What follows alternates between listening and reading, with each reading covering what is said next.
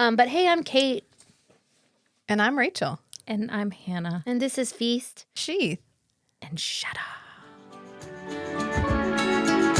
it hot in here or is it just me tuning in to hear these three chatting about fantasy novels of the spicy variety? Not your average book club, if you know what I mean. Are you happy to see us? Or is that a dagger? It's Feast, Sheath, Shatter. It's Feast, Sheath, Shatter. See, we already had our long, cold intro. We did. And you know what? That was an ice cold intro. I didn't know. I didn't know you That were was a recording. surprise. Yeah, I was surprised. Hey, Rach, you got that. You got the intro tonight. You've been assigned. Oh, welcome back, friends. It's time to discuss another Sarah J. Maas book, Crescent City, House of Sky and Breath. The blue one. It is blue. It's the sequel to the one that we discussed for 2 episodes. It's slightly shorter. Does more happen? I can't. This was a hard one to keep track of everything that was happening. But anyway, we're going to discuss it. And as you can probably tell, I have things to say. So it's going to be a fun episode. So before she says them, let me give you a spoiler warning. If you have not read all released Sarah J. Maas books up until this point, you will be spoiled if you continue listening. Because we're going to talk about everything. We're going to talk about all the books. Probably. I mean, not that we mean to, but it's probably going to happen. Well, and we think this is fair because we have covered every book. Yeah. This is the last book in her current repertoire. Yeah. Currently, And we today. have read all of them. And I just think we need to take a moment and we need to praise Rachel. because she You has guys all read read them too. she has read 15 books by the Sarah J. same Maas books. author. I have. She has 3 t-shirts I do. from this I'm wearing universe. one. She is wearing one. I am. My Lady Death shirt. Yes, that's one of my faves. I like them all. I love actually. them. We have good shirts. We have good Yeah. shirts. We love a good tee. I have a good sweatshirt, Yeah, that's a great tee. which I was going to wear tonight, but I didn't have time to get it. That's okay. Plus, it's too hot. It is hot. Went from cold to hot. Yeah, It's as hot as Hunt Athalar. It's as hot as Lahaba when she put her hand on that aquarium and killed that crazy creature Oh, God. Yeah. and bought Bryce 3 seconds of time to That's all save she her needed. life. That's 3 all she seconds. needed. Yeah. So we're continuing to move towards Sky and Breath. Like we've talked about before, there were 7 parts between the first and the second book, and they were named after the layers of hell. We're going to try and go through it in those sections, but we're, like we do, probably going to be a little bit all over the place. Or delightful ping pong balls. Yep, and that's okay. But this book starts off a little bit differently. It kind of has what I would like to call a Manon moment, where all of a sudden we've got a prologue, which is actually a pretty long prologue. I mean, it's about 50 minutes if you're listening to it, which is pretty long. Yeah. With a new character that we've never met before, with new powers that we've never seen in this universe. So we meet Sophie Renast, and she's a human that shows up with these, like, power. She can, like, absorb power. She's a Thunderbird. Mm-hmm. What'd you guys think of that prologue? Loved it. But I love her side stories. You know, she's so good at the side character. So you were like, ooh, another character. I'm like, oh, yay. Someone Someone to get new- emotionally attached to. Someone new. I hope For- nothing I bad. bet she'll be minutes. around forever. I bet nothing bad happens to her. Mm-hmm. And I think she kind of did this because I think she was like, hey, the murder mystery worked in this previous book, so let me stick with the murder mystery theme. So I feel like she started it as a, like, plot device, and then, like, Yeah. halfway through, she was like, I'm done with this. That's exactly why. I enjoyed it when I read it, and then when you find out how it wraps up, I was like, well, that didn't go anywhere. Yeah. Well, it did. It did go. It ended quickly. She did it. Yeah. You know, it wasn't as relevant Bryce to pulls this. an Aelin. She does. Yeah. She definitely goes off page. Like, and that's the first time Bryce has done that. Yeah. Bryce goes off page. She figures it out off page. Yeah. And A long time before But everybody the else difference between Bryce and Aelin is that Bryce apologizes when she is in the wrong. Like, she'll apologize. I think she apologized to Hunt after keeping. realistically, Bryce is 6 years older than Aelin. A lot can happen in 6 years. That's a true. lot of emotional you mature. growth. You mature a lot. Yep. So I'm just saying. does. But didn't we decide Aelin was Yeah, older? yeah, we did. I said that. Because That's my she's thing. in- Yeah, Yeah, when you said it, I was like, no, doesn't compute. So we have said, just to repeat, my theory is if it's in like medieval times or some kind of fantasy world where they don't have modern Yeah, medieval society, fantasy. medieval fantasy, then they grow up way faster. So like Yeah. 19 is is like 30. 28. yeah. Yeah. So like Farah, who was 19, Yeah. is like 29. So Bryce is actually age Appropriate. Yeah. appropriate. As we would expect in our world. Right. Yeah. So disregard that part of what I said. But we meet Sophie, and I thought it was a cool intro. I really liked her. I was like, Yeah. oh, a Thunderbird. We get to meet the Hind, like for realsies. Yeah. Yeah. We meet the Hind. We've heard about the Hind. The Hind is an evil asshole. We meet Pip Asbestos. We find out that, like, it really sets the scene for, actually, you know what I think it does really well? It shows us the cruelty of the Asteri and the oppression that humans in that world are facing. Because when she's like, they shot my grandparents, they lined them up and shot them all. Yeah. Like, all of her family has been murdered and killed. Yeah. And her brother is in a, like, camp. Yeah. So I think it does a great job of painting a picture of how, like, outside of Prithian? Nah. Lunathian, otherwise known as Crescent City, is, like, outside of that, like, modern place, how brutal this world Which actually we really is. needed Yeah. because, I mean, just based on Crescent City, all we see of the Asteri is just, oh, people are kind of freaked out by them. But Yeah. we don't really see How shitty they are. why Yeah, they and are so we shitty. needed a side story. It's like the Endovier, like that little side story, right? Like knowing what it was like in the salt mines, like having this clear thing. I also thought when I first read it, the Firebird in the sea, you know, we kind of go back to what Elaine's prophecy was when she was seeing in, I think, Wings in Ruin. Remember how she said something? And we're led to think it's Vasa, Yeah. the Firebird, right? But there's a part of me that's like, wait, is she also maybe seeing Sophie? Who knows? Yeah. Who knows? But Sophie's power is electricity. They call it electricity. It's like electricity, but it's really first light. It's just power. She can like take energy. She can take energy. And since Yeah. in this world, first light is their electricity.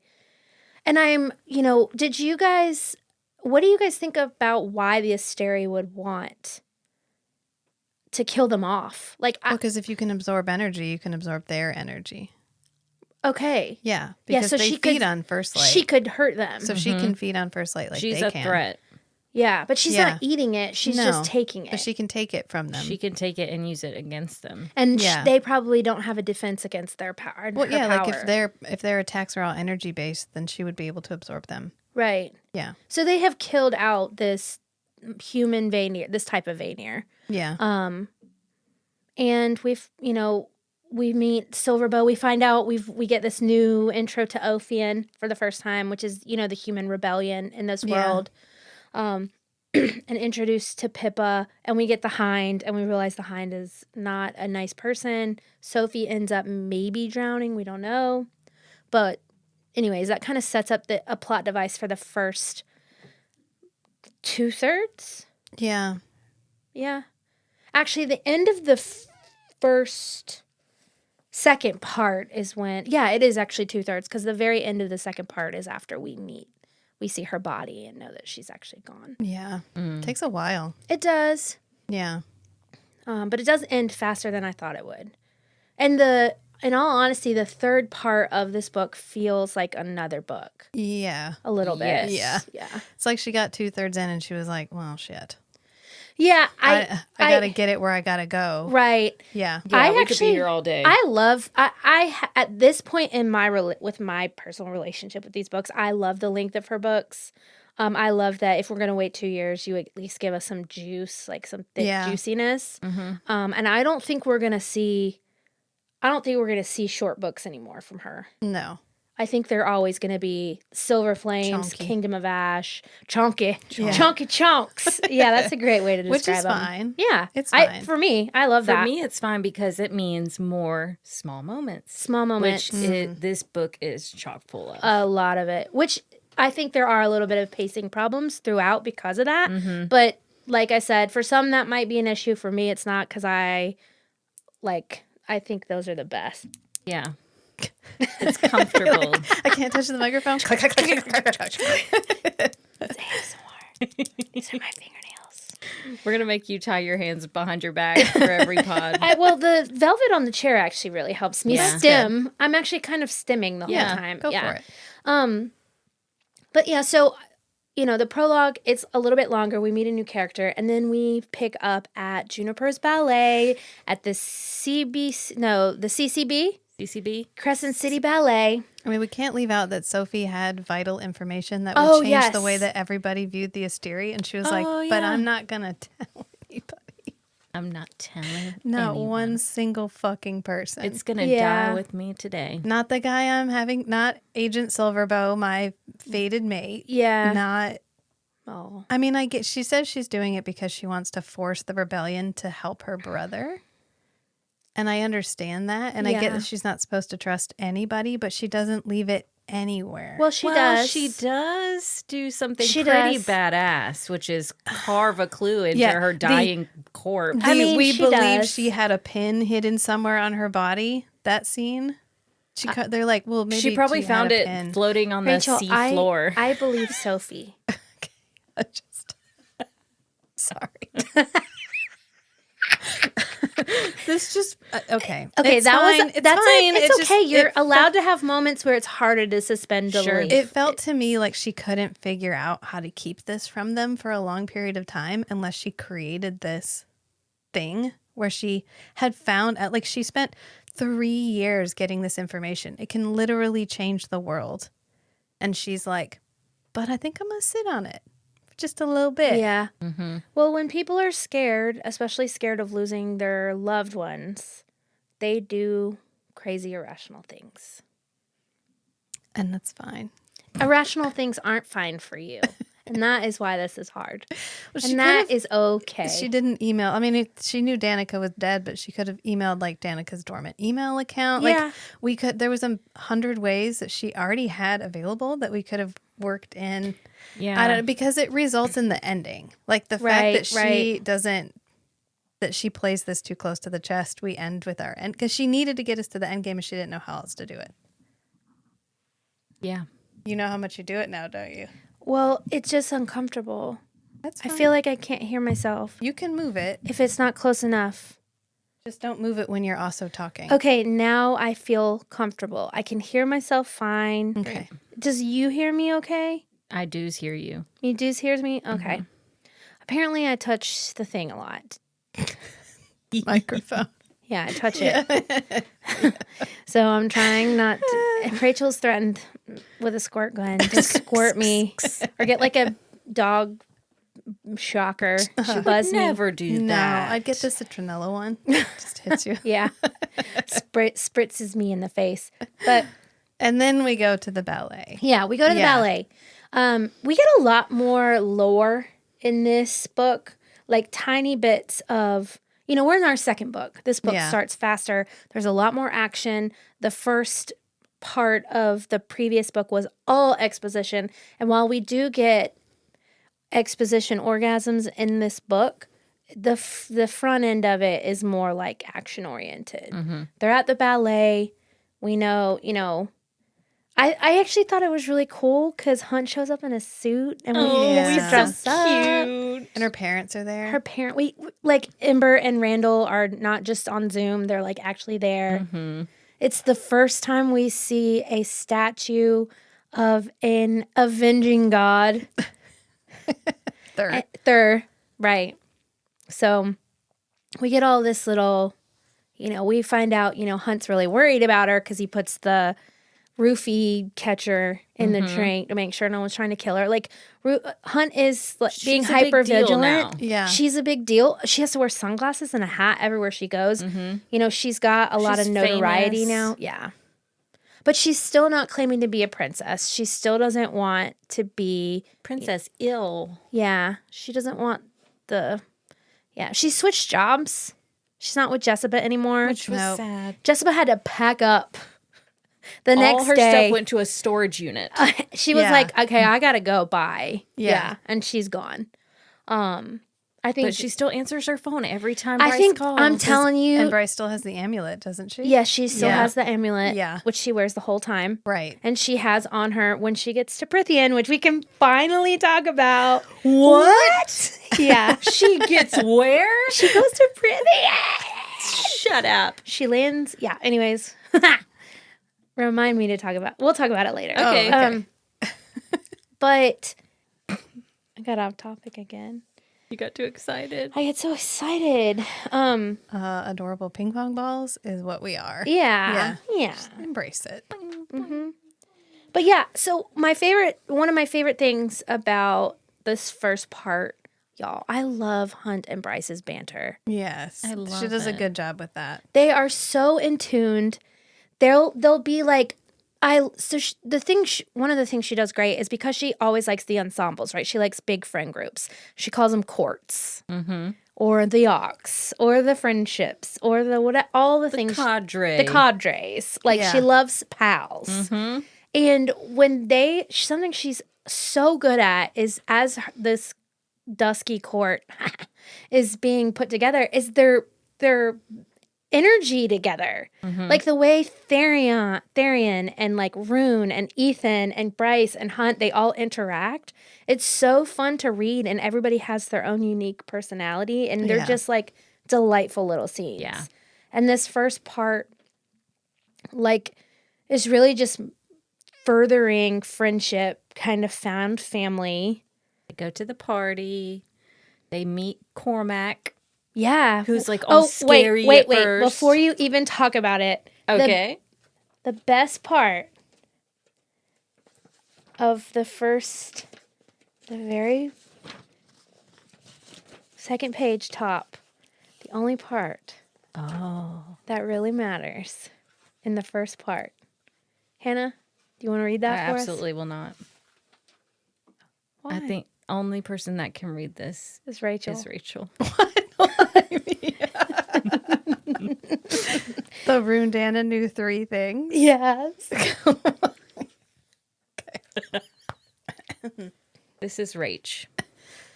Rune Dannon knew 3 things with absolute certainty. 1, he had smoked so much mirth root that he couldn't feel his face, which was a damn shame because there was a female currently sitting on it. He had downed an obscene amount of whiskey because he had no idea what the female's name was or how he'd gotten to his bedroom or how he'd wound up with his tongue between her legs. 3, he really fucking loved his life, at least right now. Yeah. I love that part. Great.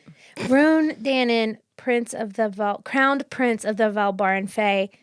I think that part does a really good job of setting the tone that we're going to get more Rune-like relationship. Yeah. The fact that we get this like intimate moment with this random fawn and he loves feasting, for lack of a better word. Yeah. Mm-hmm.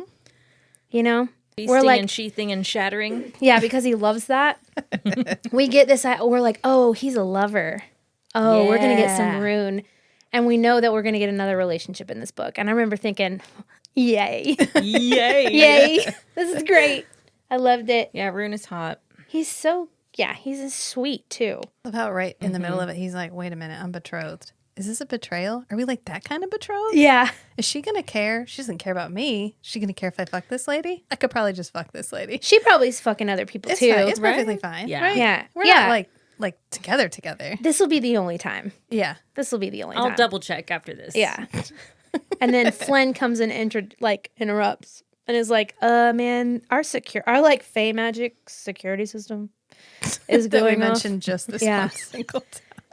Our Fey magic is bebopping off. So I also love Declan. So Declan is their openly gay friend. Like he's their gay friend. Yeah. And he's dating like a Mark Zuckerberg.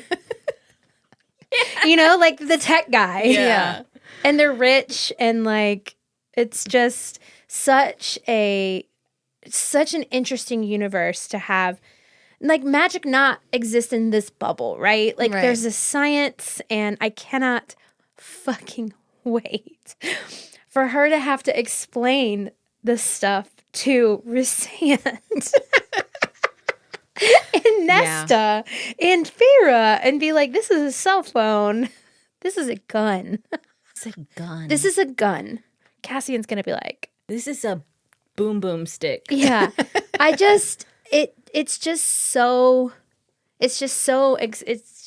It's Very exciting. it is so expansive for the universe and the world building.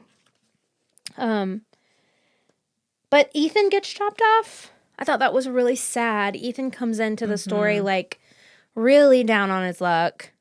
Yep. Literally just bloodied up. Yep. He got the shit kicked out of him. But what's sweet about it is that he was in the security system. Danica had added him to the security system. Yeah. So he was able to have access to the apartment. See, when I read that part, I thought Rachel's not going to like that. That would have felt a lot more special if literally everyone after that couldn't just walk into the Like, apartment. everyone has access Everyone's to this like, place. oh, was it locked? I'm so fucking sorry. But I'm in already. Can I just be in? I'm already here. Sabine knocks on the door. They just open it, and she's in the apartment. Right. But she grabs Bryce's throat. Yeah, and Like, throws the whole- her across The room. Yeah. I thought this place was supposed to be like magically warded. Right. Right. Hunt shows up, but then like the Hellhound guy, Yeah, Bastian. everybody can just walk in this place. he comes in behind him. She needs a He's like, refund. what's up? And then Princes of Hell just showing up. Okay, well, first of all, that Prince of Hell is actually not a Prince of Hell. Yes. He's one of the Asteri. It was Rigulus. Yeah. So he's like all powerful. So that's not, that point is mute. Okay. Strike one. Okay. Fine. Yeah, no, that point is mute because he can break into any kind of security system because Right. he's so powerful. But the rest of it is valid. Those are valid points. The security system It felt isn't. like Aylin's warehouse. It Her is super very- secret Yes. warehouse. Yeah, that stores ink. Yeah. Yeah. It is like that. It's like the getaway cave, right? Yeah. That's not really secret. Yeah. Yeah. I mean, you're not wrong. That's not wrong. Okay. I embrace that. Okay. I mean, it's fine. But Ethan pops in and he's really down on, I mean, he's a wolf. He wants a pack and isolated and like, A lone wolf. what's the word when you get shunned? Shunned. Shun. Shun the non-believers, Charlie. Wait, excommunicated. Yeah. Yes. So, and he's sad. He's really emo. Yeah. And Bryce is like, of course. And Of course you can sleep in the bed with me. so, it's just like, Bryce, why? what? Because, I mean, it's Why almost would like you not sleep with Hunt? Why would you not? Bryce is almost like treating him like a kid brother a little bit. And they were really close. Like, I think the first time I read through it, I really missed how close Ethan was. Like, besides Danica, Ethan was her closest That friend. was her second. Her second best friend. Yeah. And So- it was obvious to me that he loved her. I mean, as it moved along, I picked up on that, but I saw some discourse about Ethan being more likely to be her mate than What the shit? Hunt. And I was, No. No, He's man. the nice no, guy no, friend no. that she's not into. What the shit? What the shit? That like replayed in my head and I was like, oh, that's funny. Yeah. No. Yeah. No.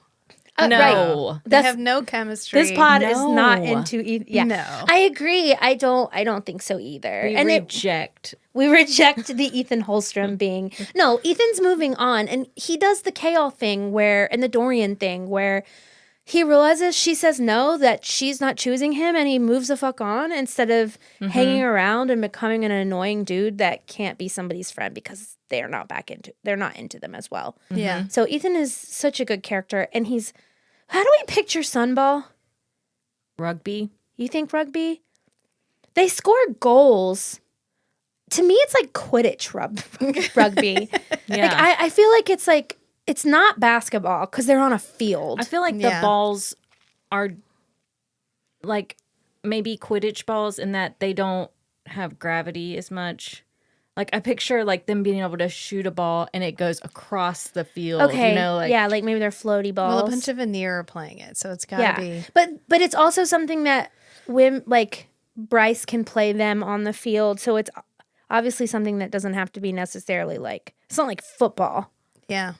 I don't know. I don't think we're gonna get more of an explanation of that, but I picture it as rugby. I picture the players like rugby players, Yes. with gigantic hammies and quads. Oh.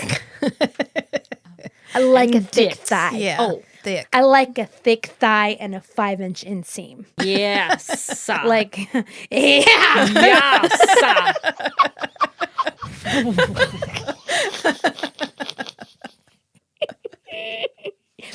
Anyways, so Ethan is a great addition to the team, and it sucks for him. His mate is gonna be that lady in the pool anyway. I think so too. Yeah. Why do you think he couldn't get her out of his head? I think so too. Yep. Yeah. No one else gave a rat's ass about her. No. Well, I mean, they were concerned while they were there, but then it was like, oh, well. Well, and Yeah. because he can, like, I think the way that he feels about wolves, I think he automatically has better leadership qualities than Sabine. Yeah. Just like Yes. giving a shit about random wolves. And who do you think, so just like really quick, do you have any theories on who you think she is? Sabine? No, the girl. Well, don't we find out she's another Fendir heir? She she's is, another but is Fendir. she as old as the Prime? Is she like the Prime's sister? Is she like, and she just didn't age the same way? Well, or is Sabine she is the Prime's granddaughter or daughter? daughter? Could be her sister then. Sabine's sister. But that doesn't But her make parents sense. were so poor and Yeah, that's what I'm saying. Well, What that's just if- what she What if says. it's like the niece? what if, Okay, hear me out, I'm waiting. the Prime has an affair with a Another wolf. peasant wolf. Yeah, but he's not gonna just like. In his younger years, you know, he had a little crazy time. Peasant, and it really upset the peasant's husband. So when she had that child, that love child, they adiosed her. Yeah, like they did Lucian. Like she's a bastard. Yes. Okay, maybe. Yeah, I like it. Or Bryce. That happened to Bryce. That did happen to Bryce Yes. and Lucian. Yep. Yeah. Okay. Lucian and Bryce both have red hair. And they do. You're right. They do. I got one. You're seeing the patterns. I got one. I got it. I'm on it. I see them all. Yeah, for sure. We get Rachel. I'm gonna let you go off on Therian because I know that. Let's get a Rach. Let's get Rachel. You want the full Therian breakdown? I just Yeah. love how much you love Therian. Well, he's a himbo. And I love a himbo character. They're like, I'm a guy, I'm a good dude, but I don't need to be in charge. I just want to be included. Yeah. And there's the scene where they tell him he stinks and he sniffs his armpit. He's like, what, I smell like fish? He like sniffs his armpit. Yeah. Which is really cute. And he's just trying to figure out how to stay up with his buddies because he has this limitation where he has to be in the water once a day. And he's also kind of sort of indentured to the River Queen because he was young and dumb and had sex with her daughter. And so she won't let him go. But where he ends up just doesn't make a whole lot of fucking sense. At the end of the book. Yeah. Yeah, it is. It is actually really interesting, that choice for his character. Yeah. You see it coming, and I think she does a reasonable job of showing us how unhappy he is in his current role as like the leader of the River Queen's FBI. He's But miserable. the end just feels like she's machine gunning plot at you for the last 150 pages. Okay, It's like, I'm just confused as to why that's how they end. I know. No, yeah, I and know. which is a consistent complaint of mine. Sure, it because is. we're moving really pensively, which is fine. I don't mind a slow paced book. And then we get to the end and it's like, oops, I still have 3 pages of outline I need to work through. Just do it all right now. And it's like, okay, we're going to go see the Asteri. Okay, Therion's going to come with us. Therion's like, I think I need to deal with this thing that I haven't dealt with in 15 years right now. Right fucking now. So he goes and breaks up with the River Queen's daughter right now. Like they're leaving tomorrow. And he could have just been like, I'll be back and I'll explain everything like later. And then just not come back. Or what, like, He thought he was going to die. Like, I feel like and he told them all, if there's any unfinished business you have, say goodbye to all your friends. I mean, they were really like wrapping up, like they thought they were not coming back from Yeah. this. so he could have left her like, oopsies, my fiance died, instead of being like, actually, I haven't loved you for 15 years. Yeah. I just want to make sure I tell you that before I die. I wouldn't have done it if it was me.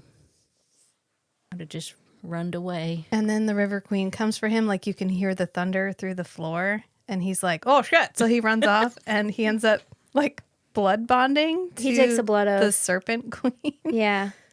He's like, I'll fight for you. And she's like, cool. Blood okay. oath. Suck my blood. So Yeah. at least we know blood oaths work here. This is the way they do in Aylin's world. Mm-hmm.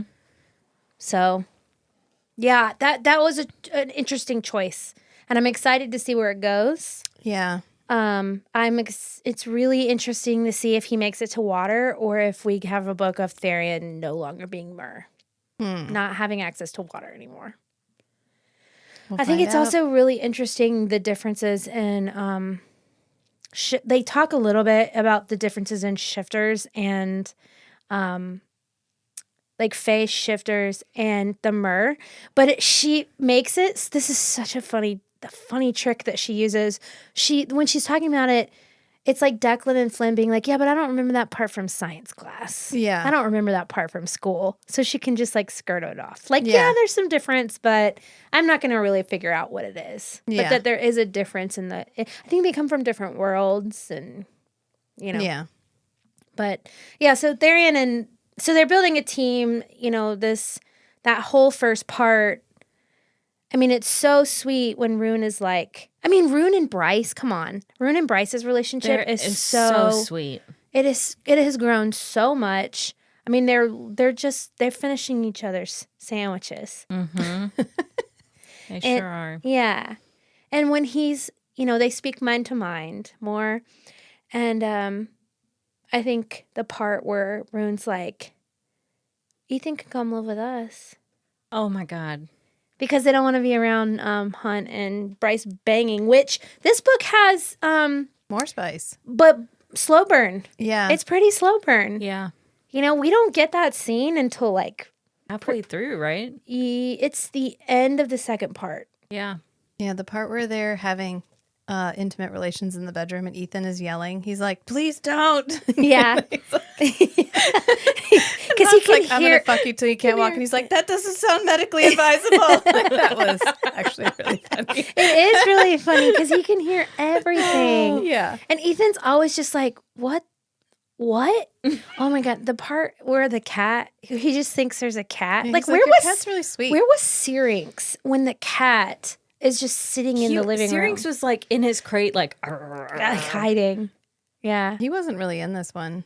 He wasn't in this one a lot. No, she asked Fury to take him Care. with her. Yeah, because Fury's like, I'm not fucking go to the Asteri. I'm gonna go. I've got priorities and they're not yours. Sorry. Which she seems the smartest one of all. Fury? Yeah. Yeah. Yeah. I mean, she definitely has a much broader scope of information than Bryce does and Yes. refuses to let her friend in on what's going Yeah. on. She's much more mature. Because how she's so she- much older. She's probably like Yeah. 800 years old. She probably is. And I really do think that the theory about her being from hell is legit. Mm-hmm. Like, I think, the clues point to the thing. All the clues. All the clues point to Fury being of hell. And so, yeah, we don't have any Daemonaki. no. Only in the very beginning she has the calendar. Yeah, with all the fine Daemonaki.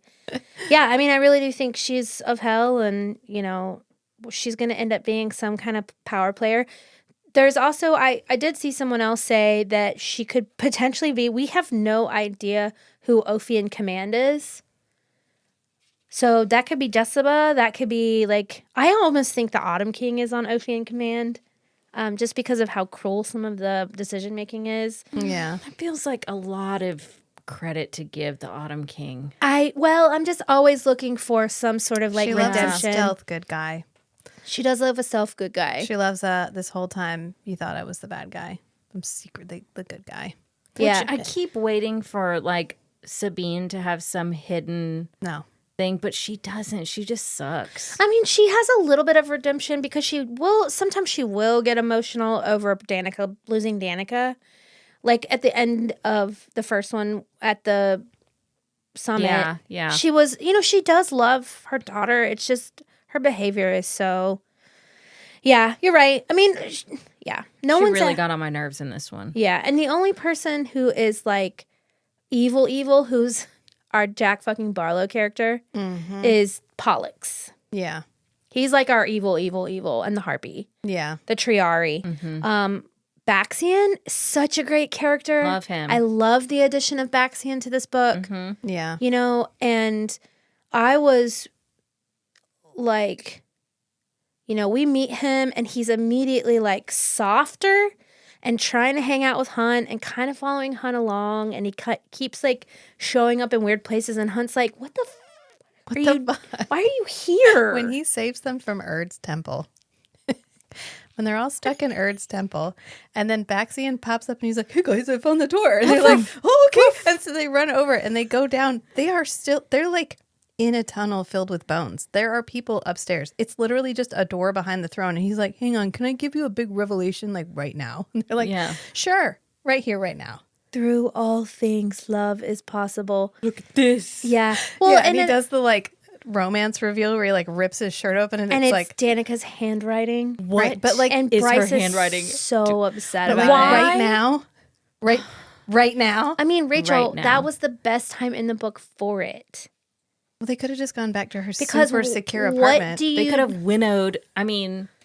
teleported? What do you do when the stakes are really high, You but stop and talk about it. escalate them more with more emotion? Sure. It's a romantic. Yeah, no, I hear you. That's a good point. I had never thought about it, but that's a great point. It wasn't, but it was, Bryce put him in that position. She's like, "What? You need to tell me what you're doing following Right us around now." right Yeah, this second." she did hold a Yeah. gun to him. Yeah, Yeah, and Bryce has no patience. Bryce is not one to think things through. As smart as she is very impatient. And yeah, but we get a lot with I love him. how all of this was spurred on by Danica's undergraduate research project. Yeah. She read a She newspaper really article took in her undergraduate homework and she was seriously. like, "Hold up." No, do some well, research on that. Danica, her whole life has noticed all of these different scents on people, and that is when she finally had some autonomy. Right, because and we so find she out starts, she's a bloodhound. we find out bloodhound. she's a bloodhound, and we find out Yeah. her dad is an evil dick, Mordock, Yeah. and yeah, she has autonomy for the first time, so she starts doing all this investigative work, and I'm glad you brought that up because it really is hard on Bryce. I think one of the plot devices is that she realizes how much she doesn't know about Danica, and it's Yeah. really painful for her. And that is what motivates Bryce to keep looking for Sophie, keep looking for Emil, She wants an answer to prove that she did have a real relationship with Danica. Yeah, Yeah. she feels She a little really- bit betrayed because of how Sure. much of her life she doesn't know. But to me, if you hit me with another revelation of something I did not know about Danica, I'm probably going to believe you immediately. Right. Because everything else that I thought I knew, I didn't. Yeah. And she's But just she's still like, no, well, you lie. I think, but it computes why Danica didn't tell her. Yeah. Like, it of took course. Hunt so long to even consider Baxian like a normal guy. I mean, the scene where they play like FIFA together Yeah.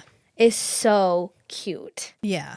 It's so sweet. Yeah, that she does a really good job building the relationships, which is, I think, why it hurt so much when we got to the end. And she was like, you know, those characters I've made you fall in love with for the last 1,200 pages, I'm going to make them do something completely out of character. Yeah. I'm Which is still how it thinking feels. about that. I don't know if it's out of character. I think it is. I think it is because we have Hunt this whole time like, I don't know if we should be part of the rebels. Like, I've done this before. I know what happens when you fail. This is horrible. And then Bryce is like, cool, you want to go to the Asteri's house? And he's like, All right. okay, I guess. I'm off this weekend. Well, I think he also recognizes by that point, because of Bryce's fight and because of Bryce taking the agent, like having the agency to go deal with the Viper Queen, that like Bryce is going to do what Bryce wants no matter what, just like Aelin and Rowan. Just like Yep. then maybe that's why, because she starts to feel like Aelin towards the end. Like Yeah. when we go to the like Yurtis or whatever it is, that island, and there's the mech suit, and she's like, Hunt, blow it up. And I was like, oh, that's some Aelin bullshit. Like, Hunt, blow it up. Hunt, Well, blow it up. it is a character thinking they know better than everyone else. Yeah. It's she yeah. knows. Yeah. Some, Yeah. yeah. I hear you. Yeah. And then not listening to Hunt, who is the one who knows the most about, he's 200 years old. He's been a general. It was like when Aelin was like, I know how to run an army and I know how to do this battle. And she's standing next to like 6 generals who are all like, yeah, you do it. Whatever you think, Whatever you think is best. little girl. Yeah, okay. I give you that. But also it's fine. I mean, yes, she is going to do what she's going to do anyway, but she puts everybody in danger. Like her decision to do that ends up putting everybody in danger. Yeah. I mean, you do definitely, it is a really risky, really dangerous thing to go. And why And- the urgency? Yeah. Because we got to get to Prithian. Right. Because that's Yeah. how the book's That's going to what end. it felt like, was like, I And got to get through I this agree to get to... that it definitely was probably not the most, it didn't feel the most organic way to get her there because of the choice and the risk that they had to take. I'm trying to think about like everything going up to like the third part, which is called the pit, right? So her actually getting to Prithian is called the pit. And that third part is jam fucking packed. I mean, it starts pretty early on. And, you know, the ball is in that part. Hypaxia doesn't show up to that part, you know. And so, but there's that, all of the stuff happening, like right before they leave is kind of blurry. Yeah. Like that's where you kind of leave a little bit. Right. You Because know, it feels It's very a lot. flip. Because she had to get through her outline to get us to where she wanted to go. Yeah, and so there doesn't, what she didn't do well enough was explain why we had to urgently go to the Asteri. You know, like we didn't have enough plot device to get us to make that danger feel pressing. Really, Yeah. like the only thing we have is days. I mean, days information about, you know, whatever she feeds Rune, you know, saying, oh, this is going to happen. This is about to go down. Yeah. You know, as far as like war in the city. Yeah. So I guess It you can is get pressing. some urgency It is, from that. It is pressing. We do know that the Asteri are making a big move. We know that something is about to. We don't have forever. There is a war brewing. And maybe she didn't do a great enough job of explaining, like, they are on the precipice Yeah. of being attacked. So, like, really, like, taken down. Yeah. The shenanigans that are happening in Lenathian, like, are getting out of hand. You know, the Asteri are starting to, I mean, they're so, like, as we learn from Rigelus's monologue, and she names that shit. She's like, I got monologued at last year. Yeah. Okay. And he goes, that's fine. I'm going to keep going. Here's my Google Sheets. Yeah. I used Canva to make this. Yes. Of She course was you like, used what Canva. is I used Canva? what is Canva? I used it to make my presentation. Yeah. Please let me here is everything we've ever done as the story. Let me tell you all the names that were called in all the different worlds. And I thought I lost it. Someone else talk. I lost what I thought. Monologued out. Yeah. But we were just talking about why Yeah, now. the pressingness. Yeah. And maybe Yeah. that's what it is. I mean, they are on the precipice of war. And so Yeah. there Yeah. is some urgency there. Like, we know that Ophion has factioned a little bit. We get, because we've got Pippa, who runs the Lightfall, and they are not the good guys. No. No. No. They're the worst good guys ever. They're not good guys. And so what we're really seeing is another faction of rebels popping up. And we see people who are kind of like prone for leadership. Yeah. So like Vanir rebels versus, yeah. She's giving President Coin vibes from District 13. Hunger Games. Yeah. Rebels turned bad. When a rebels Okay, get is- too is- much power. Oh, right. Okay. And then Sorry, they're I not was trying to fighting for follow the you. right thing I anymore. see now. I It's see okay. now. I see now. I see now. It all becomes so clear. Well, because my boobs, I'm just trying to you're move fine, because Kate. I'm squished. It's not the touching, it's that you talk while you're touching it. la la so la then la I la can't la cut it la out. la. Yeah. Like that. I Exactly. don't know. The Emil like that. plotline is too long. That's too long. Wait, the I thought Emil you said- plotline is too long. Wait, I thought you said that. Because I She thought you should have foreshortened the we're looking for a meal. We're looking for a meal. We're looking for a meal. We're looking for a meal. We're looking for a meal. We're looking for a meal. And then all of a sudden they're like, hey, here's my glass octopus sub. Oh, by the way, we got Sophie's Wait, first body. of all, let's stand on business right there for a minute, Okay. though. Because, let's talk about that. Because that's one of the greatest parts. It feels like a No, sci-fi it's not show. the wrap up of we'll come back to how much Okay. I love and want to actually just be in the House of Many Waters. Yeah, and the yeah, rest yeah. of it I'm checked out of the rest of it by that point. But we find they're like, oh, Sophie, yeah, we got her body in the morgue. And they're like, cool. So they go check her out. And then that, I think, is it before that or after that? But Bryce is like, I kind of know where Emil is. I kind of found him like Well, and a month It's ago. after that, I think. wait, what? Because she's like, oh yeah, I got something to go get at the meat market. And she takes Yeah, Hunt and and- picks up Emil and then ships him off with Fury. And that's the immediate end of that plot line. And that's been our plot line for 3/4 of the book. That's Therion's entire reason for existing. Yeah. Is to find this kid. Because they think he's powerful and the Yeah. River Queen wants him. Is this the book where he's picking up trash? Yes, he has to pick up trash and people are throwing beer bottles at him. And he's like, fucking humans. It's just like, Therian? Yeah. He has to pick up trash? Yeah. Picking up trash under the water. 'Cause Like, he's in is his trouble? punishment for asking the daughter on a He's date so or funny. something? Yeah. He's so he's like, So this sucks. to ask him like to go wearing on a a couple's vest. date, he gets in trouble. Yeah. So have y'all read the extra Therian chapter? No. So there's an extra chapter, go read it. Okay. Where Therian talks, it's just about Therian and how much he loves Bryce's apartment. And how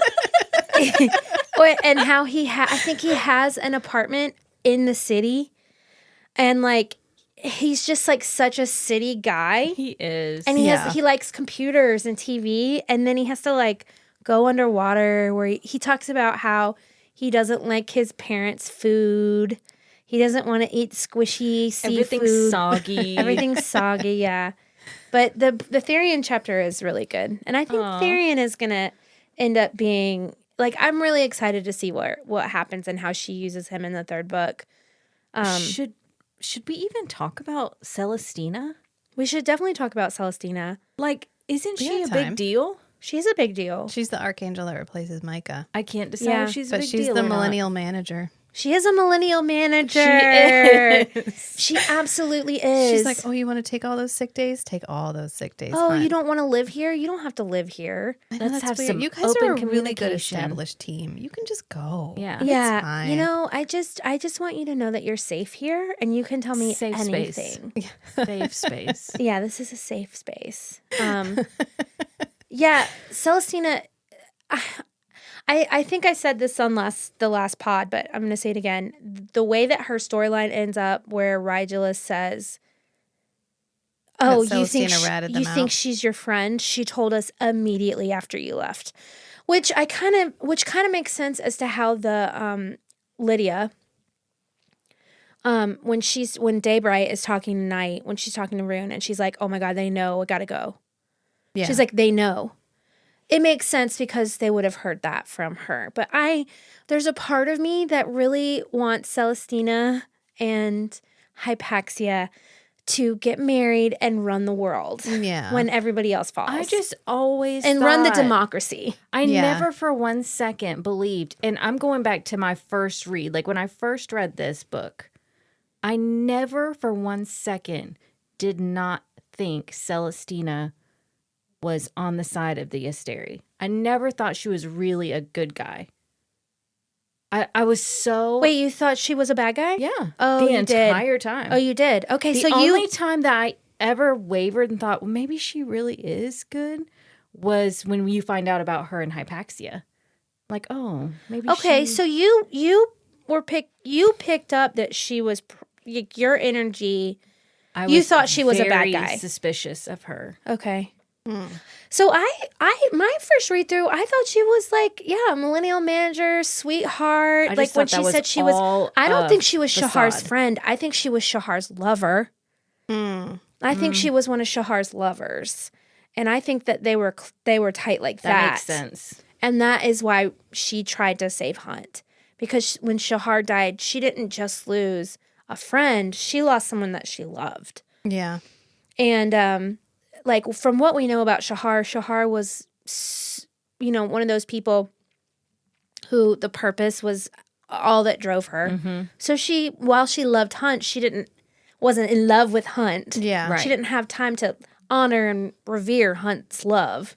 Yeah. And we learned there were no date nights. There were no date nights, and we learned that through like offhanded comments that Hunt makes about how Bryce loves them.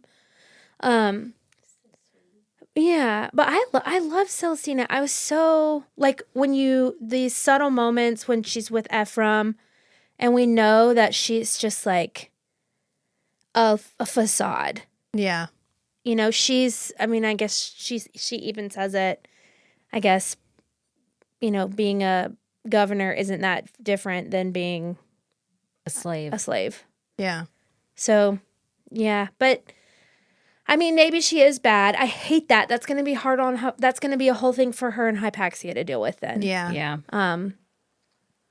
But yeah, we'll see. Especially since Rune's in love with the Hind. Although he's in love with Day. He's in love with Day. So he's in love with Day. I reread that part. Specifically, I re-listened to the last 2 hours of the book, the ending, because I wanted to really, really zone in on what Rune says and doesn't say in that whole time. And for the first, he doesn't say anything for a minute. Like when she comes running in there and kills the harpy, he does not say anything. We don't get a response from him. He doesn't say anything. I mean, like he is processing it. He is trying to think. He's like in shock. He's in shock. And then he shuts her out. And there's a part of me that thinks that Rune knows he is like the entitled prince that was handed a job as an ox guy. And yeah, he's trained, but he also hasn't been a secret agent long enough to do it well. So there's a part of me that thinks he's also locking her out because he has to hate and has to keep up this guise of hate towards her to protect her. Well, I hope that's what it is. I hope that's what that. shakes out in the next one. I mean, he does say, like, he is struggling with the fact that the face of the Hind, that he knows he's always hated this woman. He has strong feelings about this person, and this person he's loved. I even think they might be fated mates because of their connection. Yeah. Or mates in whatever that exists on there. Mm-hmm. But I really do think that there's a part of him that knows that he is not prepared or trained to keep her safe in the way that she's able to keep them all safe. like her ability to ice it out. I mean, you have to learn that. And Rune is he's not really. No. He is not a. I mean, I feel like he kind of wears his feelings on his sleeves. For sure. Yeah. Well, he doesn't really wear sleeves. On his guns. On his guns, yeah. He wears his emotions on his tattoo. So I was really trying to pay attention to that to see if she could, like, somewhat give this. I do think he's really upset that it's her. Sure. A little bit. That's very traumatizing. But the whole perspective through that whole scene is really from Hunt and Bryce, and Rune just standing there, kind of taking it in. Yeah. So we don't really know what is going on inside. I mean, he his does head. say he does make a comment that isn't kind about her. He is, but like that whole last part is, I love her so much. I will destroy Pollux, but I am so angry, and I also am mad at her, and so we'll see what happens. But yeah, I do think that, yeah, I think it was hard, but I see where you're coming from. I've been thinking about that a lot. Too much, actually. Yeah, I said, because I don't think we said it on a pod, that I was not happy with the way Rune and Hind, like, how that all resolved, because as soon as he finds out it's her, he's like, gross. I'm angry.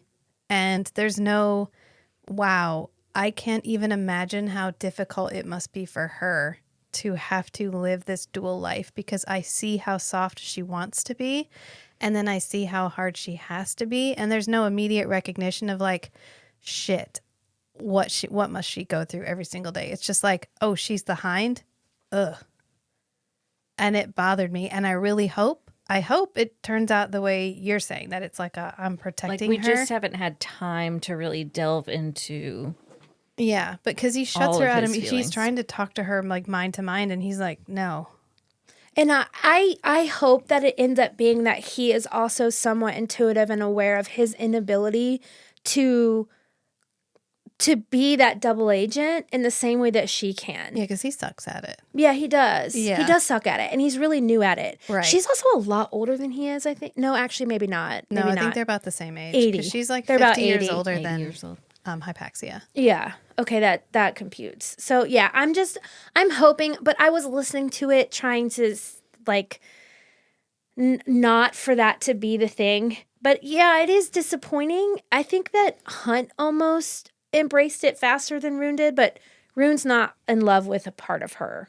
I mean, Hunt's not in love with a part of Yeah. Day Bright in him. So we'll see.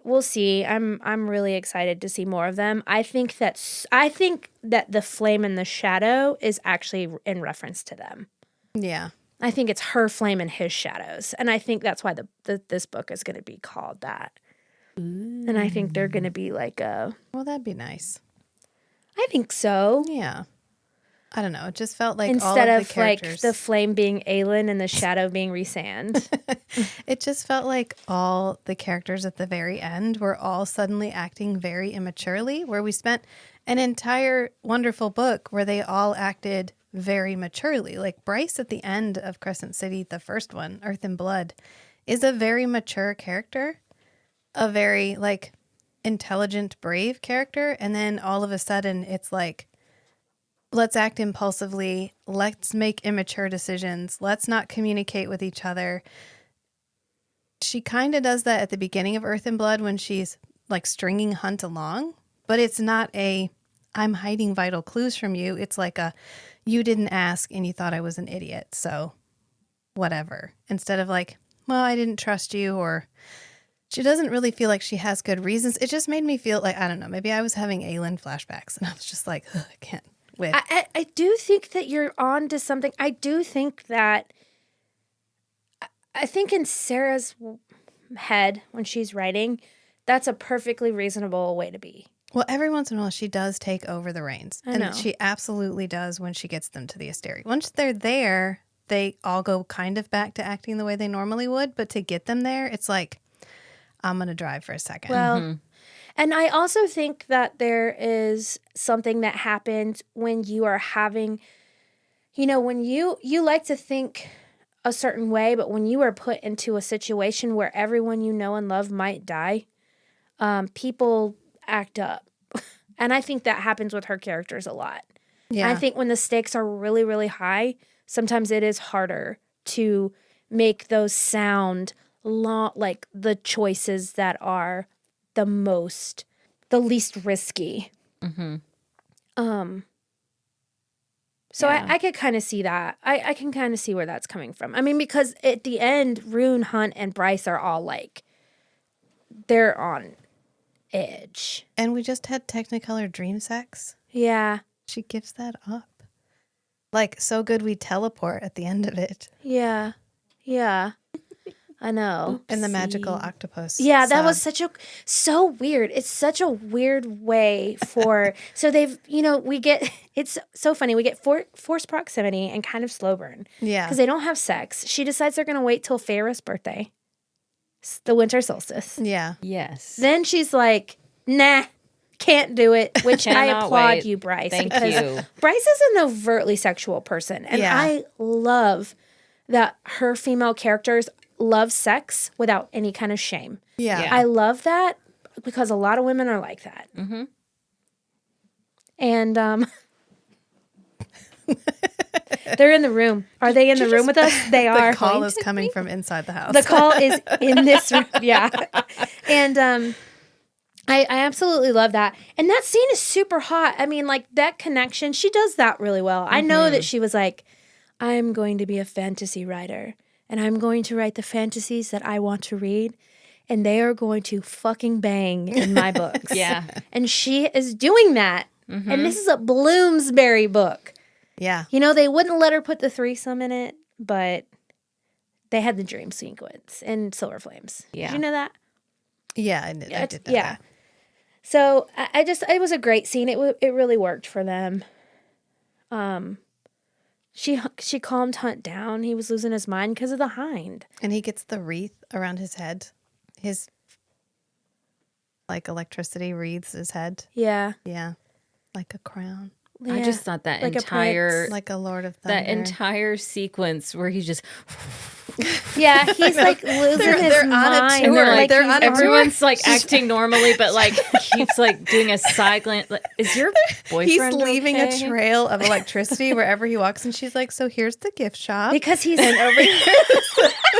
And they are it's so like Seagate. What was that movie? Sequest. Sweet Sequest. Yeah, It's so like Sequest. Sequest. Yeah, I And- just bought that on DVD. Did you? Yeah. Oh my Yeah. God. What was his name? Jonathan Brandis? Jonathan.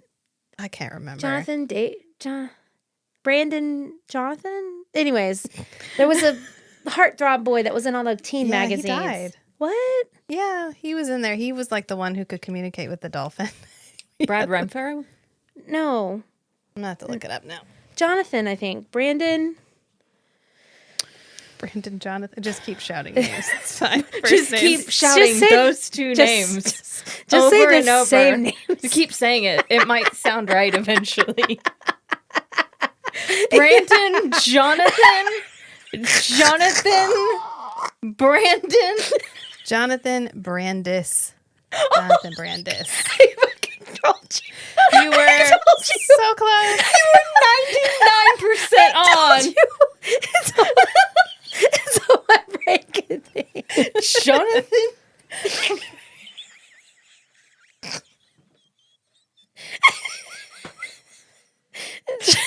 You're gonna have to cut out a lot of this like wheezing. No, I never do. I knew it was right. You were So close. You were so close. So close. So close. Brad Renfro. Yeah, he died of autoerotic asphyxiation. Damn, that sucks for him. Yeah, he hung himself on accident. Damn. Damn, that really sucks. I know. Anyway, the Sequest DSV. Yeah. So see, Gift shop. so it's so like it's Can so we do something about this situation? And she's like, yeah, can I have the entire garden? And they're like, it's all yours. it's like a forest. Yeah. Yeah. It has pine trees, conifers. conifers. Yeah, it's such It's so such a cool. romantic way. You know there's CCTV in there though. Yeah. Absolutely. Like they were on camera. yes. Like that is a release the tape. Yes. But that is also not that's a criminal offense. So don't do that. Yeah. Is Not it without their though, permit- in yeah. the Mythion? Yeah, without don't permission, know. that's like non-consent. No, those people are crazy. Yeah. Yeah. Okay, so this one thing, I think we kind of missed. They hacked Bryce's phone and released all the stuff on her phone. Yeah, Yeah. that was fucking Yeah. idiots. Mean boys. One thing that I do want to kind of like emphasize, and I don't think this is the right part to do it, but I'm going to do it anyways, is that I think that Sarah J. Maas is trolling us. I've told Rachel this. Every time, let me read you these 3 lines Okay. when she's talking about Thur. Obviously, Thor. Bryce moaned softly as Hunt surveyed her, the light glowing through his wings, making him look like an avenging angel lit with inner fire. Then says, only lightning filled them, and a avenging God. And then she had seen this before, carved in stone in the lobby of the CCB. A fey male posed like an avenging God, hammer raised to the sky, a channel for his power. Like, she's trolling us. She's trying to say Avengers because he's like Thor. Yeah. Like Thor, Yeah. Midgard. I think she saw Endgame and was like, I can do that. You don't Yeah. know what that means. And but as we find one out day. from the secret papers hidden in the in the thing, in the oh my coffee gosh, table y'all, in the Ethan apartment. playing.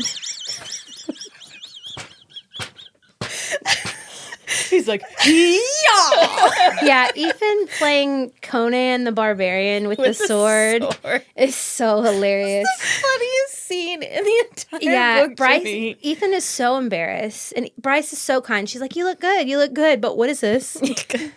Yeah, Actually, I think we find those out from the emails because it's like Banshees fan 56 Yeah. or whatever yeah, who's been emailing with Sophie about Dusk's Truth and Project Thur. right. And we kind of figure out Dusk's Truth, but I don't think we cover Project Thur. So Project Thur was in reference to the last time somebody got as close as Bryce did to the truth about the Asteri.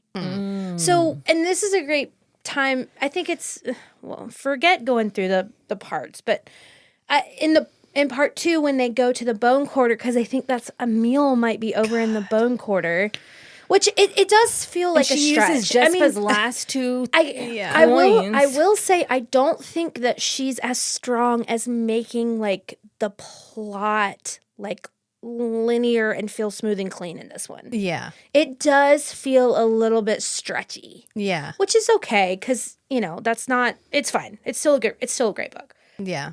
I personally do think the first book is better when it comes to just if we had to rank them, but whatever. Yeah. But anyways, so. It's not better. So we go to the Bone Quarter. What? I said it's not better. Of this book? Smacking your. Oh, sure. I'm sorry. It's okay. Does it hurt your ears? No. No, go. Go. Bone Quarter. Bone Quarter. Bone Quarter. And we meet the like. Lion. We meet the like. Yeah. The Under King. The Under And King. so we get. I'm going to eat you. So we go and we all of a sudden. Here's my dog. Yeah. Here's my doggy. It's not Cerberus. I'm just gonna name it not Cerberus. Yeah. Yeah. It Oh, is. it has 3 heads. It's Fine, Cerberus. Not Cerberus. It is Cerberus. Yeah. So Fluffy. same dog. Yeah. Same dog. Same dog. So they figure out. This is when I realized, like, this little part here. I was like, oh, the first time through, I was like, oh, they eat them. They use their power for. Yeah. They eat them. I think I figured that out actually way earlier. It just is what makes sense for a big bad to do. Yeah. Like the tithe, they tax their power. Mm-hmm. But so he's like, I can't picture what he looks like. What does he look like to you guys? The Under Like King. The Grim Reaper. Like the Ghost of Christmas Future Like the from Grim- the Muppet Christmas Wait. Carol. Yes. Wait, what? The Ghost of Christmas Future from the Muppet Christmas Carol. Okay. Yes. Do you know what I'm talking about? No. Like how a Dementor should look. Oh, yeah. Like, so from like Scrooged So with the skeleton hands and the big Reaper, but Yeah. like Reaper from like Friends with Monsters. that's what I was going to say at first, but it's actually 100% from Muppet Christmas Carol. Oh, okay. So not sexy. No. Under King's not sexy. No. Okay. You seem disappointed. No, I'm not. Underking's not sexy. Okay. It's like a wraith. Yes. Yeah. He's It's a like a little ring wraithy, wraith. but It's he's a like ring wraith. really big. He's like a really big puppet. Yeah, like Okay. It's like 8 or 9 feet tall, and then But it does has he these have a really long face? arms. No. No face. No Okay. face. No face. Okay. So when they get there, which it's a stretch. It's like, why the fuck are you going there Yeah. again? why? And it's like, Yeah. I get from like the city is cut It's into so all she these can boroughs. get the reveal. Yeah, and It's specifically it's for the a second light reveal. not only that, but we do have that moment where they realize that they are like their powers work together. She takes the star sword, and Yeah. lights it up, We've and already fought the they're Reapers. they're conduits and siphons, and that when they work together, like they're way more powerful together than apart. Yeah. Um, Because we already fought the Reapers when they're like, she's talking to Rune, and she's like, Rune? And she looks over, and they're like, He's the gone. The manhole cover, like, she's yeah, like, no. yeah, that part I had to read that part like 3 times. I'm like, she literally turns her head and back, and they are gone. Oh. And then she jumps down in there, and they're just standing there with Rune, and they're like, we're going to throw him in the poop water. Oh, and y'all know how I feel about a sewer scene. I'm just like, it's so unnecessary. And she's like, we down here. Yeah, it's so unnecessary. But Poop water. but then the Star Sword, it's cool that the Star Sword, which we get. She finally wields it. So she wields the Star Sword. She finally connects with the Star Sword. Yeah. But I think I have it written down here. In Silver Flames, we get a lot of the lore behind Gwydion and Fionn, who was the High King. Yeah. And they said that the Star Sword was dipped in the cauldron by a priestess named Elena. So the Star Sword is a cauldron-made sword. Yeah. And it can kill what is unkillable. Do you know what other sword can do that? What other sword killed something it shouldn't have been able to kill? The Inner peace. Sword of Gryffindor. Okay. In this book series. Okay. Yeah. Go ahead. It's on your shirt. Yeah, you were Yeah. right. Ataraxia. So any cauldron-made weapon can kill something that is unkillable. So I thought that was a really cool connection. Yeah. Yeah. Because we do learn in this book that the Star Sword and Gwydion, we get confirmation that Gwydion and the Star Sword are the same, which makes so much sense, is why they talk so much about it in Silver Flames. Yeah. Because you're reading that and you're like, oh, this is great. History lesson. Thanks. Yeah. Thanks, Sarah. See you setting up the rest of the world. Yeah. But yeah, so I like the level me up. Level me Level up. me huh? up, When huh? she's like, Yep. shoot me. And then the whole time they're in the Bone quarter? the bone quarter, she's like, why is he not flying us out? Why is he not flying us out? And then eventually he's too tired because he like sucks all the power from the gate. yeah. But we Well, never why find out doesn't why he he- fly him we don't- out? He Maybe doesn't- they can't fly in I don't think there. he they don't can. answer it.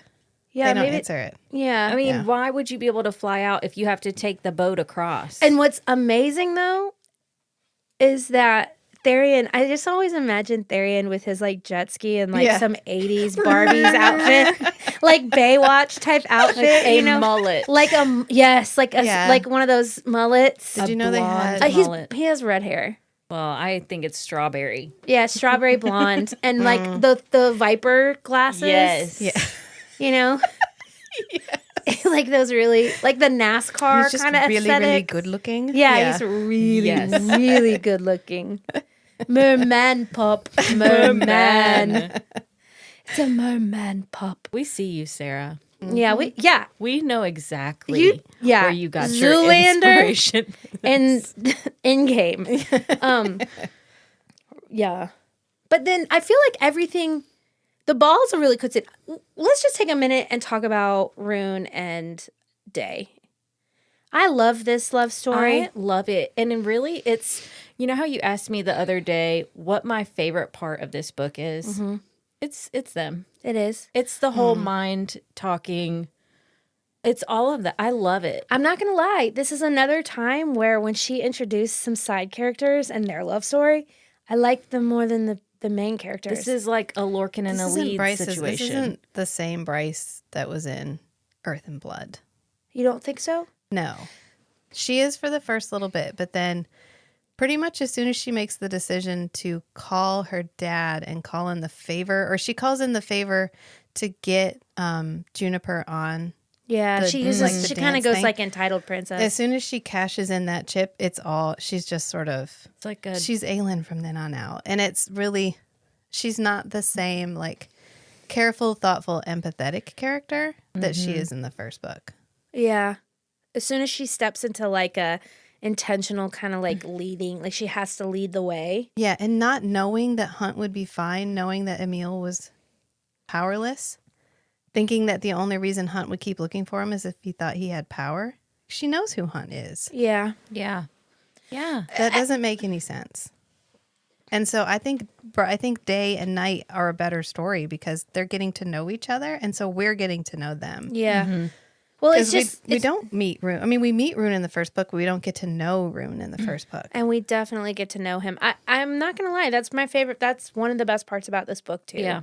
It's a great storyline, and it's just like in Manon and Dorian, or Elide and Lorcan, And set Yeah. the scene. Or Nezrin You're and in Zartek. darkness, you know? Right. It's darkness And and, we- it's a little couch. It's a little fainting couch. and it's a little, and it's Rhysand and Aelin. It's like reminiscent of these two other characters in her stories that we have like loved. yeah.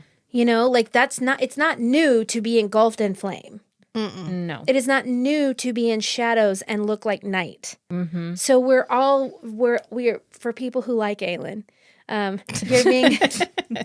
you're being pulled back to these other like her two main characters, Yeah. because while Akotar is about Feyre, to me it's Rhysand's story. Yeah. Like, come on, Rhys. Like Yeah. Rhys is our, It know, is all about recent. Rhys. Rhys Yeah. is our high king. Rhys is the thing. Like he is the character in every book. Yeah. Well, actually, Feyre is too. Feyre and Rhysand are. They're as a couple, but I don't know. I just think that Rhysand is, to me, he is like the leader of the universe. He's in charge. He's in the charge. most mature character and the most consistent character Yes. that she has. And Sarah And likes the most him the cunning most. High Lord. He Yeah. is. And I mean, he has sexy ass thighs too. Yeah. thick. Thighs. Yours. Yeah. But Sarah loves him the most too. Like Rhysand is her baby. Yeah. Yeah. I think it's her husband. I think so too. I think that's probably very Like, much so. Her husband looks like Rhysand. Little. Sure. Okay. Like if you go like this. if you Squint a little. Can we If talk you don't about have the your readers- astronomer? Oh yeah, That's please what do. I want to talk about. Creepy son From of your a house. bitch. From your house. From Fresh. Is it Flame and Shadow. Flame and Shadow? Yeah. Yeah, he's Oh, I was creepy. like, what? I know. Your It's house? like, okay, yeah, no, my Yes, Crescent yes, yes. City house. Yeah. My He's cousin super said it. creepy. My Crescent City house. I didn't really get what was happening in the scene when the like floor falls down. I was like, what is happening? Like, You know what it was from? Minority Report. Exactly. yeah, that's exactly. It was what felt. sci-fi. Yeah, Yeah. So many elements of this. including having 3. Yeah. Yep. Yeah. So many of this are like like sci-fi. I love Yeah. I love it. I'm like, oh, I see you, girl. And that's fine. I love how it's Yeah. a male, a female, and both. And a androgynous one in Yeah. the middle. I didn't pick It that up. says That's awesome. one's female, one's male, and one is both. That's amazing. I Yeah. know. I wish that's in that section of the book where I'm always not. Because I it's can right tell- smack in the middle when like a bunch of different There's things some are there's like some going on. lulling. Ooh, sorry. Yeah. I see it. There's some lulliness. It lulls a little bit. Yeah. And because I listen to this one so much, Mm-hmm. if it's not like I have to intentionally sit down and listen to every Yeah. word. Yeah, But yeah. That's a really cool scene though. I've gone back and listened to it a couple times. The Yeah. blood soul is crazy. I think it is really like analogous. yes, Ooh. similar to. Is that Yeah, is it analogous or analogous? Analogous. With a hard G? G. Yeah, Of the way that this world treats creatures, beings, right? yeah, Yeah. You've got this guy, a commodity. a commodity. He buys them. He leaves them in a saltwater pool, like 11. from Stranger Things. Yes. And they just exist in another world, which sounds like a fucking great idea, by the way. It's like they're like inceptioned all the time. Except they have to go to hell. Oh, Except for they have to bebop around the universe. But we get like this clear sign that they can literally via magic go around the universe, which I think is really neat. And you don't have to really explain it. It's fine. It works. Astral projecting. Yeah. There you go. Yeah, they are. And then he's got the fire sprite rings. Oh, well, like is it like a bracelet or like It's rings? Like on your fingers? Yeah. So like he has a finger with like a bulb and then there's a sprite compressed inside of it. Yeah. And I'm like imagining their tiny little hands pressed against it. So are they like squished? Yeah. That's evil. I know. That's why Ethan goes back and he's like, yoink. He takes them. The dragon is like them. squished into a. Yeah. It has to be like magicked in there. Yeah. But still, it's like the genie In a in the lamp. lamp. Okay. So maybe they get smaller. And they become Flynn's like chorus, like his oh my gosh. backup singers. Are you like backup that? singers. If you want to talk about the best part of the book. I love it. when and they're like, it's- woo. I love that part where she's like, the last thing he needed, was like a fan group. And he's like, hey, remember that time when you used to write Bryce loves Flint, hey, remember that time when you like tried to sleep with me every single weekend and I had better things to do? But I had standards, is what she says. But I had standards, and so I wouldn't sleep with you. Yeah. Yeah. Wait, Bryce says that to Flynn? Yeah. Oh, wow. He's like, remember Just like when a you little used to back write and like forth. Lady Bryce on all of your stuff? Hey, remember 'Cause that time when you were he's a lord. obsessed with me? Yeah. Yeah. What's Flynn's last name? Emmett? Hawthorne? I think it's Hawthorne? Hawthorne. She wrote like Lady Hawthorne. Lady Bryce Yes. Hawthorne. Yeah. On all her notebooks. Yeah. Yeah. Another thing we should kind of mention is the fact that the Princes of Hell, so many Princes of Hell show up in this book. Oh, I know. And they summon Bryce. They summon Hunt specifically, like they bring him in a dream. In a dream. Apollyon does. Yeah. And then they have that conversation where they're like, why are you not learning to use your power? Like, you need to fucking learn to use your power. Like he's like, why are you he says, why haven't you used your powers to get out of this trap? Yeah. Like I think that we're going to see the crown that the Asteri puts on his head, not a witch, which is so much like a Valg collar. Yeah. I think Hunt's going to break it himself this time. Yeah. I think he's going to figure out that he has the power to do it himself. Right. Got chills. Yeah. And I am super not convinced that Apollyon isn't his father. I think there's been a lot of speculation that he is a prince of hell, but also a prince Thurs or like a Thor-like creatures. I don't know. We'll see. Yeah. But Apollyon is very like chuckly with him. He's Yeah. like, you're arrogant asshole. And then he's like, you're also kind of funny. I think you're pretty funny too, son. The most interesting part of this is that everybody knows about this conversation and he never explicitly tells anybody. So he must tell everyone off page. They do. They all communicate really effectively with each other. And that's a but nice... usually we get a line that's like, and then Hunt told her. No, I think that we need to just with the inner court and Aelin's court, like they tell each other stuff because they have to. It's As actually long as you're not Aelin. Yes. Yeah. right, and you pick and choose, right? Well, I wrote a letter 6 months ago. Yeah. So, but I love the way that their friendships all. Let me say this about Rune. Rune, you tell me, you're telling my boyfriends. I mean, my best friends, like him, Declan, and Emmett. Flynn. Declan, Emmett, Flynn, Hawthorne. Yes. Yeah. Flynn and Declan. Mm-hmm. Their friendship is so strong, just like Rhysand, Cassian, and Azriel. There's 3 of them. Yeah. Rune can't even keep a secret when he's in a meeting with a top secret agent with the resistance. Yeah. Yeah. He was like, hey, the stakes of this are really serious. Cool. Yeah. Cool. So I was hanging out with my bros in Lunathion the other day. Like I don't hide any. He's never hid anything and from them. She's They're- like, okay, so you live in Lunathion? He's like, shit. When I was doing the Dang it. And then, Yeah. then he's like, oh no, I've led the ox for a long time. Like, I know how to do this. And she's like, okay, so you live in Lunathian and you're the head of the ox. And he's like, shit. Yeah, that's what I'm saying. That's why I think at the end of the book he is like, yeah, I definitely touch it a lot. At the end of the book, there's a part of He's him like, that knows I'm cutting this off. I'm cutting this off because Yeah. I'm not going to be able to keep us alive. We already smell like each other. Yeah. I also think that she is her witch power. Like when the part where Rune and Ethan are just casually playing poker at a bar, which is so cool. Just so sweet how quickly they take in Ethan. Yes. Yeah. Because they know how to be good friends. And so Rune good has like a buddies. really high standard for friendship. And I really appreciate that about her stories, is that friendship is like revered. Yeah.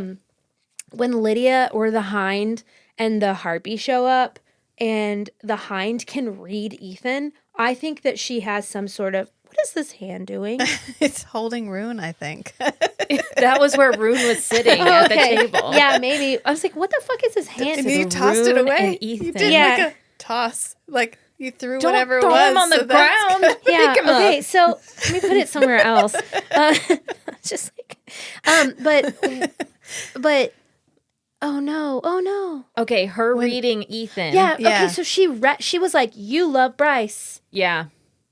You loved Bryce. Now, she could have gotten that from text messages that she read, but Yeah. I think I think the reason why she's so good at what she does and the reason why she's been able to rise to the level that she has, I think she was bred to be a double agent.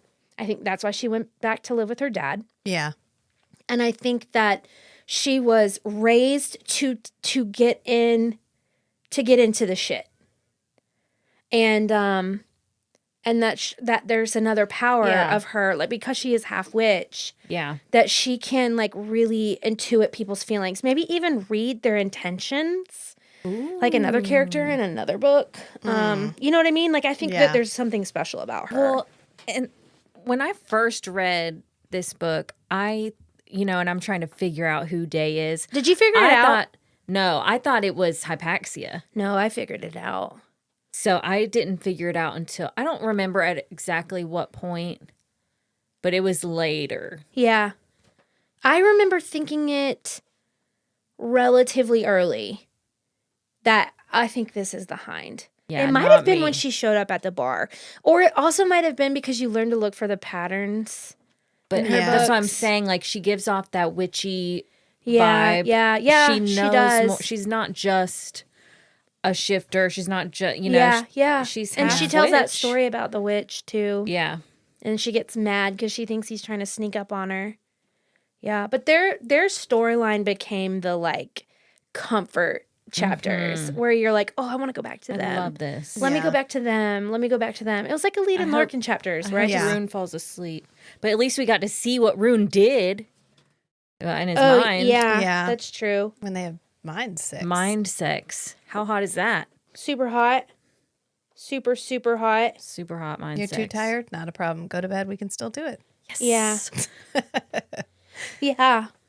I mean, I can't wait to see what happens with them. Oh my God, so much happens in this book now that I'm like, oh, we haven't talked about this because we have like Hypaxia. She hooks up with Ethan because Ethan thinks that Connor is in the bone quarter and he remembers, or No, Bryce saw him in the grass and then the So Underking when is like, we- you saw what you wanted to see. Right. When we learned that they eat the souls of the people, which, Your ass we is get second light. Your asses, yeah. The whole reason that they put them in the boats, and then we find out that the reason why some of them tip is just to keep them scared, to Yeah. behave, to make them fear being a bad person in real life. Yeah.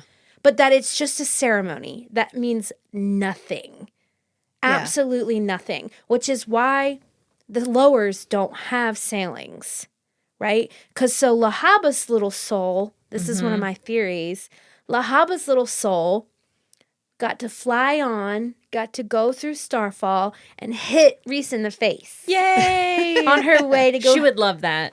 on the way to go hang out with Ranthia Draw in the afterlife. Yeah. Because they all are going somewhere. And maybe that has to do with Apollyon mentions that his father is the void. and that his mother is chaos. So there are definitely different types of like god structures happening. Yeah. Yeah. So yeah, that's my theory. I think Lohaba got to go straight on to the first star on the left. Got to go through Starfall, and that's why the stars keep lessening in Starfall every year, because they say like less and less souls are coming through.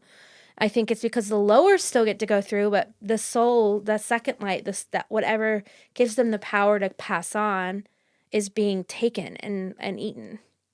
Also, I'm curious. Star Eater. Yeah, well, huh? I just wanted to say Star Eater. Oh, okay. Yeah, Okay. I was Apollyon's like, nickname. His because he nickname. killed Sirius is the one that's dead, apparently. I think they actually got away. I don't think they actually died. But whatever. The missing sister. The missing sister. I think Yeah. she's somewhere else. Maybe she's Jessica. Maybe. Although I think Jessica is the second sister. Also, the second sister could be. You think it's Moore? That would be that would be cool. I thought we thought that. Moore? Yeah. I think Moore's a witch. Oh. That'd I be think really. she's a god. You think Moore's a god? Yeah. Oh, that'd be cool. But she's Kier's kid. Huh? Are we talking about the same character? No. Who are you talking about? I'm probably saying something wrong. Who are you talking about? Jessica? No. Moore? From Akatar? Morgan? No. Oh, I don't know what's happening. Yeah. Okay, moving on. Okay, no, hold on. Hold the phone. I need to get this name right now, or I need to check into the nearest hospital. Manon. No. Oh. Come on. Amryn. Amryn. Oh my God. Okay, you almost got kicked out. I almost got Amryn. I had a brain aneurysm. Okay, so yeah, it could be Amryn, maybe. I think it's Amryn. You think Amryn might be some scary? Well, I want to They know both this. have black hair. And turned up eyes. Got another. And what? Turned up eyes. Yeah, angled eyes. Angled eyes. Yeah, Yeah. angular eyes. You did get another one. Great job. And they both. and And she's short. both have red hair. And she's short. Amryn and Fury both have black hair. Oh my God, that was so weird. Like I saw Yeah, that was the just name that was just in a my brain fart. That was just a brain fart. Ugh. Oh man, I was just. What were we just talking about before that? I don't know. I feel like we've talked about nothing actually this whole time. I think we were going to talk about the ball because a Oh, lot yeah. a lot is revealed at the ball for a Yeah, masquerade a ball. lot. It's like, haha, touche, oh, touche. Well, the ball. The ball is a just- lot of people at this ball. The No. ball is when we get Bryce being clever. Yeah, So she figures out how to deal with the politicalness of her and Hunt have mated. She's And supposed Hunt to be engaged was to in on Cormac. it this time. Yeah, he was in on She's- it this time. Cormac wasn't though. Cormac was, Yeah, which he that deserved was an not nice. explanation. yeah, he did. But she Yeah. runs on over to the Ephraim and Celestina and is like, "Hey, guess what? You see? Can you smell that we had sex? We're mates. He's my prince." Dad, you said that was cool, right? Dad, you're in on it, right? And he's like, Yeah, and Cormac is legitimately like, we had an agreement. "And a deal. Damn it. Yeah, your word means nothing." Yeah, He absolutely had the right to be furious. So Yeah. mad. Cormac is so it bums me out. no, Because Cormac was a good character. Like he was this noble idiot, kind of. well, they shit on Cormac. Yeah. Yeah, and he's like, His scene with Rune the night before he knows he's out yeah, is really sweet. And his life had greater meaning for a long time. yeah. And I really to me, Cormac's character was like a Fenris or a Gavriel. yeah, Yes. You know, and it's just sad. Like he lost Sophie. That was a really sad scene. yeah. I mean, that's Aelin and Sam all over again. You know, on the table. yeah, it was really sad. And just like watching him grieve, and yeah, it's just I'm curious to see If anything, ramifications of him happens, trying yeah. to blow up the Asteri. We'll see what happens. Yeah. But he was straight up like, Watch me watch The Shining, or no, what do they call it when the witches blow up? Oh, the yielding. The yielding. Watch me yield, and it Yeah. just blows up like a fire starter. Yeah. So, yeah. But Avalon, that's something I think that is going to have some impact in the next book. The Avalon Fae, the fact that they have, when you think about the fact that Thea and one of her daughters, I think her other daughter may have gone to Avalon. And they don't, apparently the Asteri can't get in there. Yeah. So, I don't know. I think it's really curious to see, especially now that I'm just curious to see what happens over there. Maybe that is where Ruin's mom is from. Maybe Thea's sister was descendant. Like Rhysand is it? Maybe that's why they look the same. Because they're like twins. Yeah. I mean, I still think it's because Rhysand's sister made it there. Yeah, because we never met Rune's mom. Nope. No. I think Rhysand. I just that. If I end up being right about that, I will congratulate you. thank you. I will that's shake your the one hand. theory that I really want to be true. I really want Rhysand to get his sister back. Yeah. And I really want her to have, like, ideally, Tamlin helped her escape. That is how Rhysand and Pharaoh will forgive Tamlin. Yeah. Tamlin helped her escape through the star pool, which may or may not be a gate or a portal. There'll be some reason, she can come up with a reason why he couldn't tell Rhys about her escaping. She may or may not have wings, but in Midgard they have the technology to repair. They have science there. Yeah. Cesarean sections. And Rune's mom is actually, she could also have Maeve's power, because there's talk about, like Maeve and Rhysand all have purple eyes. She could be Daemati. She could have mind control. It is not unheard of in these universes for her to have been able to, like mind control them into thinking she's a part of the family. Yeah. Just like Maeve. Yes. Just like Maeve. And that is who, the Autumn King chose. Yeah. Like that to me, I've seen people say that's a fucking reach. Not really. Like we have seen all of those things happen. They were like, well, what about the heads in the box? I'm like, did y'all watch Game of Thrones? Like it's very common. It's a very common plot device for someone to have glamored a box. Aelin did that. Just wait for them to decompose a little bit. Yeah, she did. Yeah. Yeah. So that is all things we've seen in these stories. Right. She could have made it out there without her wings, because they said that, how Rhys said that the wings were in the office? They never saw them. He doesn't know that. She could have not had wings. Maybe she found a way to glamour her wings away. And maybe Rune has wings and he just doesn't know it, like Rhys. You know that meme where the woman's looking at like the mathematical equations? Yeah. That's me right now. Yeah, that's how I feel about it. But that's the one thing that I would be like, I really hope so. That would be a really cool way to give Tamlin a legitimate redemption arc. Yeah. So that Rhys loved him versus just kind of forgive him. Yeah. Yeah. Because, Otherwise, that'd be really hard. I mean, I think something will happen. I really do think she'll give us some Tamlin. I just want Tamlin to find some happiness. I don't mind if Tamlin finds happiness. I don't know that I need him to be in the fold. I don't know that I need Rhysand to love him. I mean, I just want there to be, I think because of the amount of energy I gave liking him in the first book. Sure. And I think that, I have a friend. He deserves a redemption arc at this point. I have a friend who just read she's on Frost and Starlight now, but she's been texting me constantly. And she's like, Kate, I just don't hate Tamlin. I was like, I feel bad for him.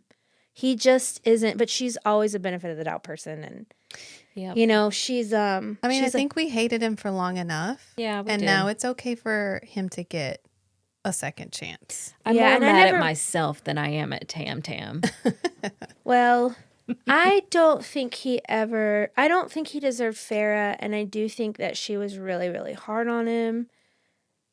but also I She think was- she was really like She was really hard She on went him. full ass Capricorn on that. Yes. ass. Like, Yeah. Bye, bruh. Yeah. Shouldn't have locked me in the house.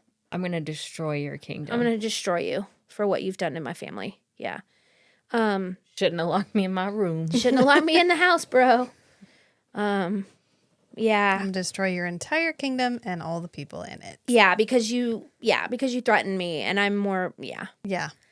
Well, yeah, anyways, I would love to see that happen, but we'll see. How about Bryce pulling a full Aelin every time she had to talk to the kings of hell? Or like the princes of hell? Oh, where she was just smarmy as She's shit. just smarmy. They're there to give her information, and she's like, chitty, chitty, chat, chat, me, me, me. And you're like, I was like, not again. I can't do this again. Like just zero respect for anybody in authority. They came She has- to they you have- to give you Okay, information, so- and she's like, me, me, me, Me, me. I'm yeah. not listening. I think that Aelin and Bryce both have oppositional defiance disorder. Like Sure. they cannot stand authority. She is so sassy. Not again. She's just funny. I mean, she's She just, is funny. Normally, She I would is find really that funny, but the Princess of Hell.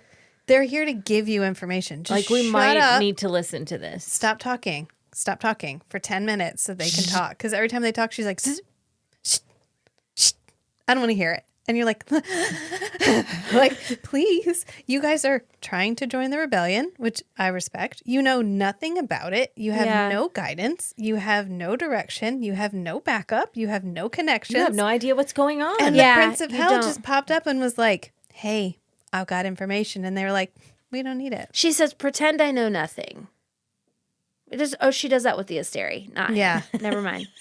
Not him. I knew she said it at some No. point. Yeah. She's not as bad as Aelin with Elena, No. but it's pretty close. It's pretty close. Yeah, she is pretty sassy with people and really a lot of power Yeah. people. Except in the first book, she could set that aside when she needed information. Like when Yeah. she needed to talk to Sabine. She hates Sabine, but she still got information out of Sabine. Yeah.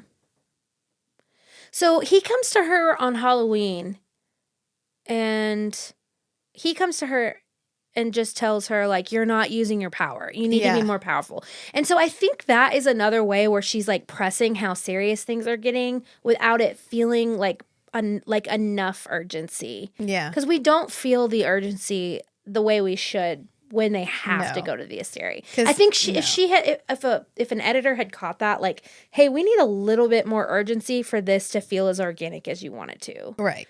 Do you need another drink? I'm good right now. Okay. And then Ethan and Hypaxia try to summon Connor, and the Underking shows up. Yeah. He's like, surprise! And he puts them in like a hedge, like a corn maze, like Yeah. an invisible corn maze for Yeah. the evening. Full of wards, and they Yeah. have to That like was fight their way. weird. That was a really weird scene was that I forget weird. about. It's weird and it had no purpose. It was just Yeah. to keep them separate for a short period of Yeah. time and to never actually find Yeah. out anything How about about Connor. Ariadne and Flen being a thing? Did y'all pick up on that? The dragon? No. Yeah, and Flynn. No. Oh my God, they have so much chemistry. You didn't pick up on that? Oh. Okay, let me break it down. She's in the book for like 3 pages. No, she's they like, are I hate a it, I hate it, I thing hate it. I'm now. gone. No, Oh. they okay. have so much chemistry. Go back and read it and pick it up. I will reread the 3 pages that they're in together. Okay, first of all, when he breaks her out, he's like kind of rude to her and she scares him a little bit, but he's still like, Then he goes and bangs that nymph so loud that everybody in the house can hear it. And I think that it was actually her. It wasn't, she wasn't in there, but I think they have chemistry. I think Flynn and Ariadne are going to be I a thought thing. he was just like flirting, like, because he's just a flirt. I mean, he is like tuned in to her. Okay, I'll have to go back. I mean, I could be making it up. It's fine. It could be headcanon. We'll see. Okay. We'll see. We'll see. Canon. We're probably going to get a But lot I- of Therian and her in the next book anyway, because now they're both Yeah, tied that's to what the- I was thinking. Therian and her. Oh, okay. Because well, like when he walks in and maybe she's why reading a did she book. why did she have to choose between the two of them? That's Why true. Why? Because it's Why? Bloomsbury. Why choose? Yeah, because they steal from us. Damn it, Let them do what Bloomsbury. she wants to do. And then Therian did. No! No. Yeah. Okay, now are we ready to talk about the Asteri part at the very end? Yeah, but The before information download? before we talk about that, let's talk about the stuff that happens right before the Asteri dump, the info dump, and showing up in Prithian. Before we even talk about that. Yeah. I just want to say, before we start talking about the adventures in the Asteri world, Rune, right before they go say goodbye, he was like, let's do a coup on our dad. And I think that gets forgotten a lot because of what happens afterwards. But right before they go in there, Rune's like, you're more powerful than Dad. And he sucks. And I don't think that the Fae should show up like this anymore. And I will back you. And she goes, you should be king. And he goes, no, you should be queen. And then tells her about how his prophecy was wrong. And I think that just gets forgotten about. Yeah. And also about, like, just thinking about, like, so Cormac dies before we start getting into, like, the shit. Yeah. The good shit. Cormac's gone, and we don't know where Therian is. Yeah, because he runs off. And he has a blood tie. He's blood oathed to the Viper Queen. And she's like, you need to get your ass home. And then we hear that Celestina, who I liked, and is Hypaxia's lover, and I really want them to rule the world together, or just lead the Senate or whatever, Republic, whatever we do. Whatever kind of like World we end up with. Yeah. And we also know that there's a war is about to start taking place. Anyways, just wanted to like, I just forgot. And all this is in this many pages. Yeah, I just forgot that Rune was like, fuck Dad. Let's take over. Yeah. And that's a big deal It in is a big itself. deal. And then what happens after that is just, it's such a bigger deal. It trumps Yeah. it. So then Bryce teleports into the archives of the Asteri in a giant marble crystal palace. Yep. And goes to the specially coded room that Baxian recognized the number of. Right. He's like, oh, that's on the Dewey Decimal System of the Asteri's archives. I've seen that room, and they're like, oh, okay, cool, then we should probably go. Yep. So they go. Yeah. Let's go there. Let's go there. Yeah. And Hunt's like, well, I kind of know my way around. I can Yeah, get I've us been in. there. So he gets him in, and then she goes into the room, and this was, I couldn't with this scene. Because it felt like when you when you were a kid and you went to like the futuristic like restaurant or whatever and have like the bubble tubes. You know what I'm talking about? Where the kids go to the like, there's a sensory lab that comes here sometimes, and they'll have these bubble tubes that like light up, and then the bubbles go up. Oh, okay. Yeah. And every time I saw like Rigelus 60%, and then it's like whoosh, like the Yeah, power yeah, goes yeah. up it, and I just fucking couldn't. And there's you guys are not gonna get this reference at all, but there's this really obscure Canadian science fiction television show called Lex.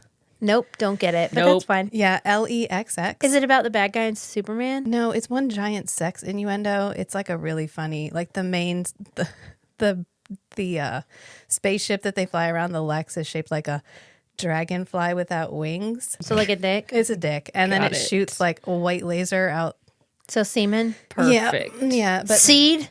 the Spreads seed. its dragonfly seed? the big bad guys are like these 7 brains in jars on these like tube things. Oh, wow. And they will like suck energy from people, and the energy like goes up to the Wow. And that's what it the reminded brain. you of? Yeah. like a lot. And Yeah. so as soon as it was Oh, like, man. as soon as she walks in that room, and it's literally like digital printout, like digital Yeah. screens that are like, this Asteri is at 35%. Please charge. Maybe And she you're saw like, that show. Maybe. Maybe that's what inspired it. I was like, really? Is Yeah. that okay? Yeah. I mean, that's what I figured it so was. this is but- your favorite book ever because it reminds you of Yeah. these wonderful things. I love that. Yeah. tubes with the okay.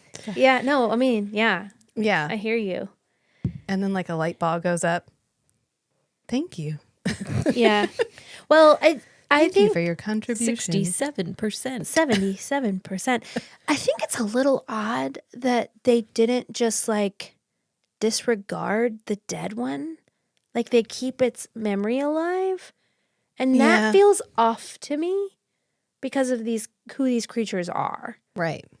Intergalactic parasites. Mm-hmm.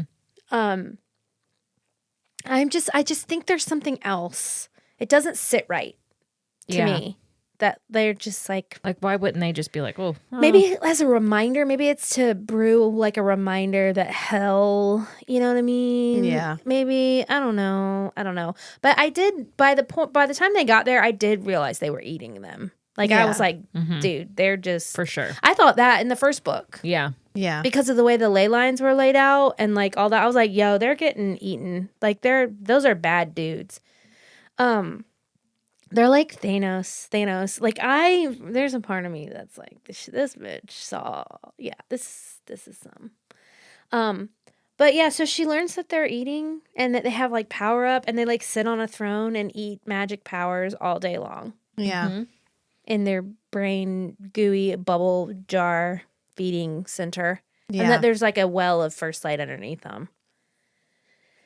And then she goes and bebops over to the orrery. She's like, oh, what's in this room across This the room's way? glowing. The door's unlocked. Oh, what's that? Yeah, she goes in there. And this is like Minority Report too, or like Tony Stark, because she just is like flailing through all these planets and reading about all of these planets that they've conquered. And I really like the scene. I think it's really cool that we got this much information. She sees hell that they lost. They weren't able to conquer it. Yeah. They use AE, whatever AE means. I like to think it means after Aurelia. Probably doesn't, but AE means something to them. Or after Earth. Who knows? Well, how many gods did Aelin shove into the... A lot more, but they talk about the fact that there were more Asteri. That they've been looking for the other versions of Because themselves. it could be after Elena. It could be after Elena. But that would make like Mala. I do think that Luna and her bow, I think that's Deanna, the hunter. Yeah. Like that could be the same. I also think there's like different levels because the Asteri eat magic, but so does the Underking. So he's like not an Asteri, but he eats. Well, like Hunt can absorb energy. Yeah, but he doesn't eat it to survive. Well, he doesn't keep it long Yet. enough. He takes it from the gate and gives it immediately to Bryce. Yeah. We don't know what would happen I if don't he know. kept it. Yeah. But Ephraxia is one of the planets that they didn't beat. They lost to. And then Yeah. they just goes through all these worlds. Like one of them is like the children were really nutritious. And Bryce is just like, Ugh. ew, nasty. Y'all eat us. Y'all Oh my God. nasty. We're like cows. They're like livestock. Yeah. That's some bullshit. And then the best monologue. And she even says it. She's like, bitch monologue last year. Can you get out of my face? And he's like, no. Oh, no. No. No. Prepare the projector. Lights, Here. please. Like, has anybody seen my laser pointer? Yeah, it like shows up. And then he just starts rambling on about who they are, how mad they are. He's crazy. Yeah. I heard someone say this, and now I can't unsee it in my head, but that Rigulus looks like Timothy Chalamet. You know, like Timothée Chalamet. Oh Yeah. my God. Because he's like 17 and Yes. even though Timothy is like probably closer to 30 now, he's still very Still young. looks like He's like gangly, Yeah. gangly young youth. child. Yes. Yeah. With like, yeah. Uh-huh. I Yeah. can't unsee it. No, I'm there with you Even now. with those like Roman curls. Oh Yeah. my You know? God. Yeah. 100%. Yep. So he keeps going on and he admits to Bryce who she is and that he wants her. And then there's the part about, and this makes sense for the plot to me that like they the whole Micah synth thing was also orchestrated by them, and that they actually killed Danica, and they should never have told Bryce that because now she is going to fucking kill them. Yeah. I think those are her words. Yeah. She's gonna rattle them stars.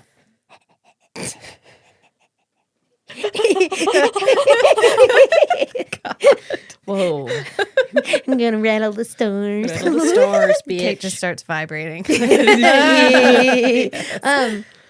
Yeah, and then the rest of that shit on and yeah. Yeah. So she finds out that they're eating them and that they're intergalactic nom. intergalactic parasites, like aren't from them. And it still feels like magic, not science. You know what I mean? Like it's still I think she does a great job of it still always feeling like magic. 'Cause they're not like rocket shipping around. They're portaling and gating and using power. So it's a really interesting you know, to me, I mean, yeah. Yeah, it's a very good blend of science fiction and magic. And fantasy, yeah. I Like Krull. it. Yeah, like Krull. Like Krull. Yeah, with the laser. But better. Laser fantasy. Yeah, laser fantasy. Yeah. Yeah. So then they get captured, and that's when we learned, you know, we get this really crazy scene with they get put in the dungeon, and Rune and Han are all like, I don't know. It feels very end of the road. It does feel end of the road. Like, how are we going to get out of this Yeah, shit? it really does. And then, and I'm going back to the first time I read this because I did not have this book spoiled for me. Didn't you say you had it spoiled for you? No. I did not have it spoiled for you. And when okay, so they get captured. All right, we're going through the gate. And when she goes to that gate and she gets pulled sideways, which I think might be through time. I don't know. Could be. Time gets talked about a lot. And does. we have not seen time travel yet. Yeah. And I just don't think that it would be mentioned so often and it not be used. So I know we mentioned last year And that why Aelin not? might be in the past. Like, it would make sense if Lydia is a descendant of Aelin Yeah. because of their similarities. Yeah. But we'll see. I don't know. That'd be sad, though, because that means Vaughn can't be there. And you guys know how I... Unless Vaughn traveled through time on accident. Yeah. And that's where he went. He Yeah. was like, I'll be there in a minute, guys. And then he just It never came. But Never showed I up. think about them as parallel universes. Sure, but I mean, they're planets. I mean, that's what's weird. I mean, hopefully we'll get some more clarity of that in the next book Yeah. because of that picture. Yeah. Like, their dimensions. Like, I could think of them all happening at the same time. In So she went different- through a Stargate, is what you're saying. Yeah, basically. she goes through a Yeah. Stargate. I just Correct. realized that. Yeah, a Stargate. Yeah. Yeah, Stargate. but Yep. it's just, yeah. And so the it's code on her back is just the symbols that they put in the Stargate. The like yeah, code well, they type in. yeah. So she Yep. shows up on the grass. I knew, like, the minute she said this was a manicured yard on a river, I started was like, vibrating. that bitch is in fucking Valaris.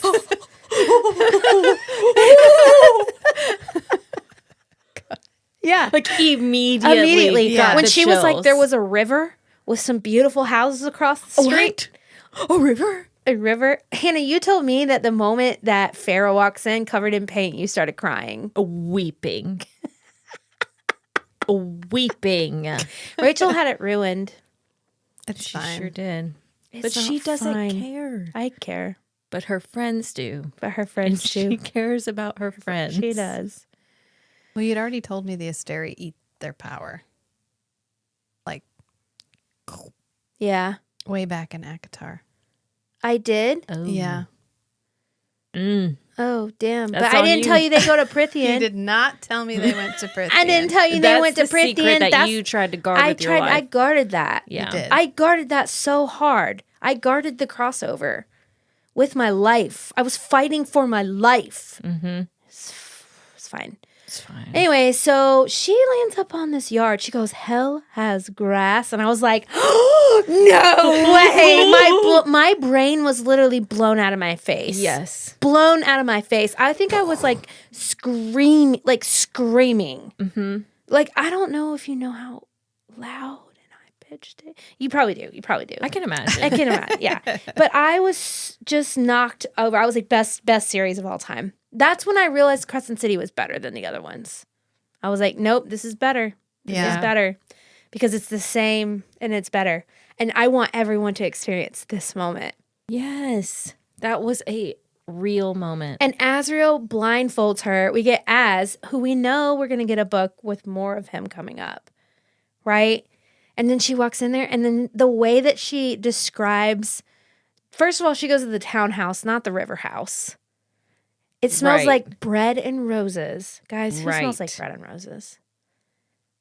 Elaine. Yeah. Do you think Elaine lives in the townhouse now? She does. I don't think Elaine leaves the townhouse. Yeah. So she doesn't live in the river just house? ghosts around.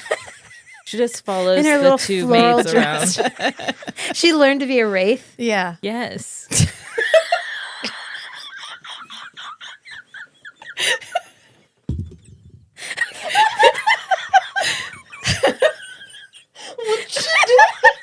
Somebody explain what's happening. Okay, somebody explain. I'm sitting here with my thumbs out. Kate found herself sitting there with two thumbs up. Like, Just but like, suspended in air. I keep.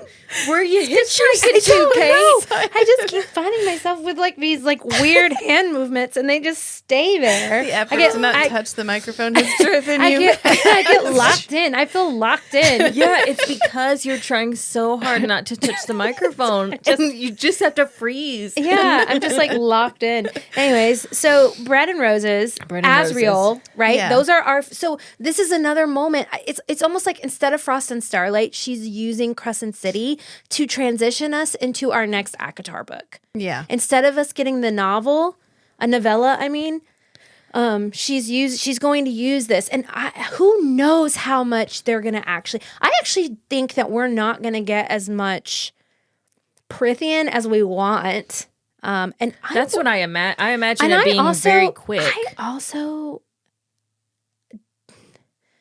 I don't know. So now everybody just automatically assumes that we are going to see Aelin Galathinius. Aelin Ashriver Galathinius again. And I don't know. Like, I think it's too soon for that. I mean, maybe Dorian. I don't know, because a rift hold. I just think it's too soon. I don't know, brought but us it's this the crossover. third book. If you're gonna do a crossover, I don't know. I did see someone say, I don't know. But if I'm going to be fine if nobody from Throne of Glass is in this book. I will be fine. Yeah. I know a lot of people crushed 15 books for this. But we've already seen Aelin come through these worlds before. We already know about that crossover, right? Yes. We already know about Briar getting into Prithian. We know that Thanatos might be in Prithian, which means that's a whole nother thing. I think there are gates in Prithian. So does the Asteri say in this book that they left worlds and they left gates open in the other world? I don't think so. But we have the Northern Rift and the Southern Rift. I think he says that. You guys talk for a second. I want to look for something. Well, And they have them walled off, which I think is really funny. Yeah, they have them there's like a There's Berlin Wall. There's like a chain Berlin link. wall. There's like a chain link link fence. Yeah. And there's like a guy that stands there with like a Like a laser rifle. pointer. a laser pointer. I mean, a go laser back in. gun. Go back in. Go back in. Okay, so this is something that Rigela says to Bryce. He says, not realizing we were their conquerors, but we also opened the doors so we might conquer those worlds as well. The Fae, Queen Thea, and her two foolish daughters realized that, though too late. Her people were already here, but she and the princesses discovered where my siblings had hidden the access points in their world. So I think that the access points that they created are under all three of those mountains. So I think that be. one of them is under the prison, one of them is under the mountain, and I think another one is under Ramiel. And Ramiel is specifically in the Night Court. Yes. Yeah. That I think rings true Or in it's my the heart. giant stone on the top of the mountain. yeah, that too. That too. Or yeah. But I think that part's really important because I think that there are open gates in Prithian that like there could be a gate open to that world that they like we just don't know about. Yeah. That's why Briar made it through. That's how I think that Rune's mom will cross our fingers. He could also they look too much alike. Right. Like twins, it's one thing to resemble somebody, it's another thing to look like a twin. Mm-hmm. So I don't know. We'll see. But that when I read that again today, I was like, because I know that there are something under those fucking mountains. There's a palace under the mountain. Yeah. There's a palace under the prison mountain, which is supposed to be where Dusk is truths. And then Ramiel, they just never looked for it. Yeah. So we'll see. We'll see. Another thing is, Bryce, Dusk's truth. So we think Thea was the Rhysand has already, like, if the lore in Prithian matches up with this, it's important. It's supposed to be like that. Yeah. He said that Dusk, there was an 8th court at Dusk. Those are the people that left. The Pegasuses are from the mountain court. She is their mother. I genuinely think that Helion, like when, you know how the Helion's horses have stopped breeding? I think when Bryce gets home, there's going to be a connection there. I think she's going to help. They're going to breed. She's going to get a Jelly Jubilee. Yeah. And then I think they're going to start breeding again. I think she's going to give the Valkyries all one of her Pegasuses because Valkyries ride Pegasuses. Yeah. So I don't know if she ends up in Lunathian and goes home, or if she ends up staying in Prithian, and then she becomes a part of the story as well. But I know that those fucking Pegasus horses are there for Bryce Quinlan. Okay, you said it here. You heard it here first, ladies and gentlemen. Well, I don't know if I'm the only person that said that, but that is I did come up with that in my brain. I mean, I really You heard want it to. here also. You heard it here also. Yeah. You heard it here also. Yeah, I know that's why, because they're in Silver Flames. Yeah. And Silver Flames in this book were being written simultaneously. Like those storylines. Oh, sorry. Those story. This is just comfortable for my hands. Those storylines were being written. So you cannot tell me that Jelly Jubilee. We haven't seen a unicorn Pegasus, but Yet. Yeah. So I know, but I also think that so many of the theories for the next books are. Sorry. Are you laughing at my fingers? Nope. I was just thinking. Do you remember the Rainbow Bright and the Star? What's it called? Hang on. Rainbow Bright and the Star Cursed King. Rainbow Bright and the Star Eater. I think it's Rainbow Bright and the Star Eater. Hang on. I remember the Care Bears with the evil Yeah, Star god. Stealer. Star Stealer. Rainbow Bright and the Star Stealer. She has her horse, and then there's the robot horse. And so I was like, wouldn't it be funny if, because Bryce is from the technology planet, yeah. she got like the rocket horse. Yeah.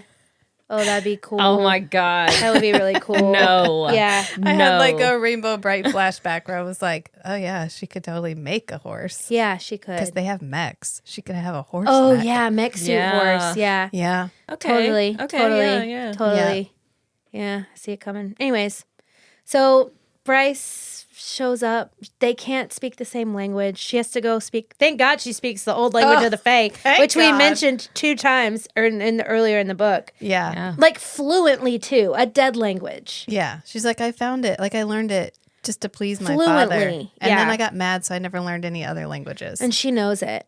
But I've kept it up. Yeah. Yeah.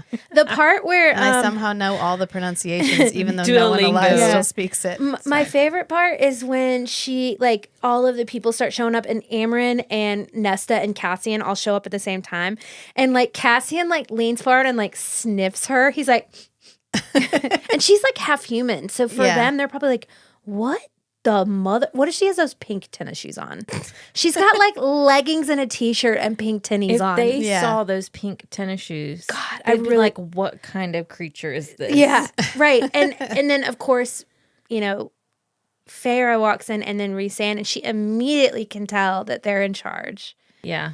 Elaine's not there. She's probably She's ghosting around with she's like outside the She's window, like kneading just dough. peeking in from wraithing. the garden. She's Like, wraithing it. y'all, you don't need me.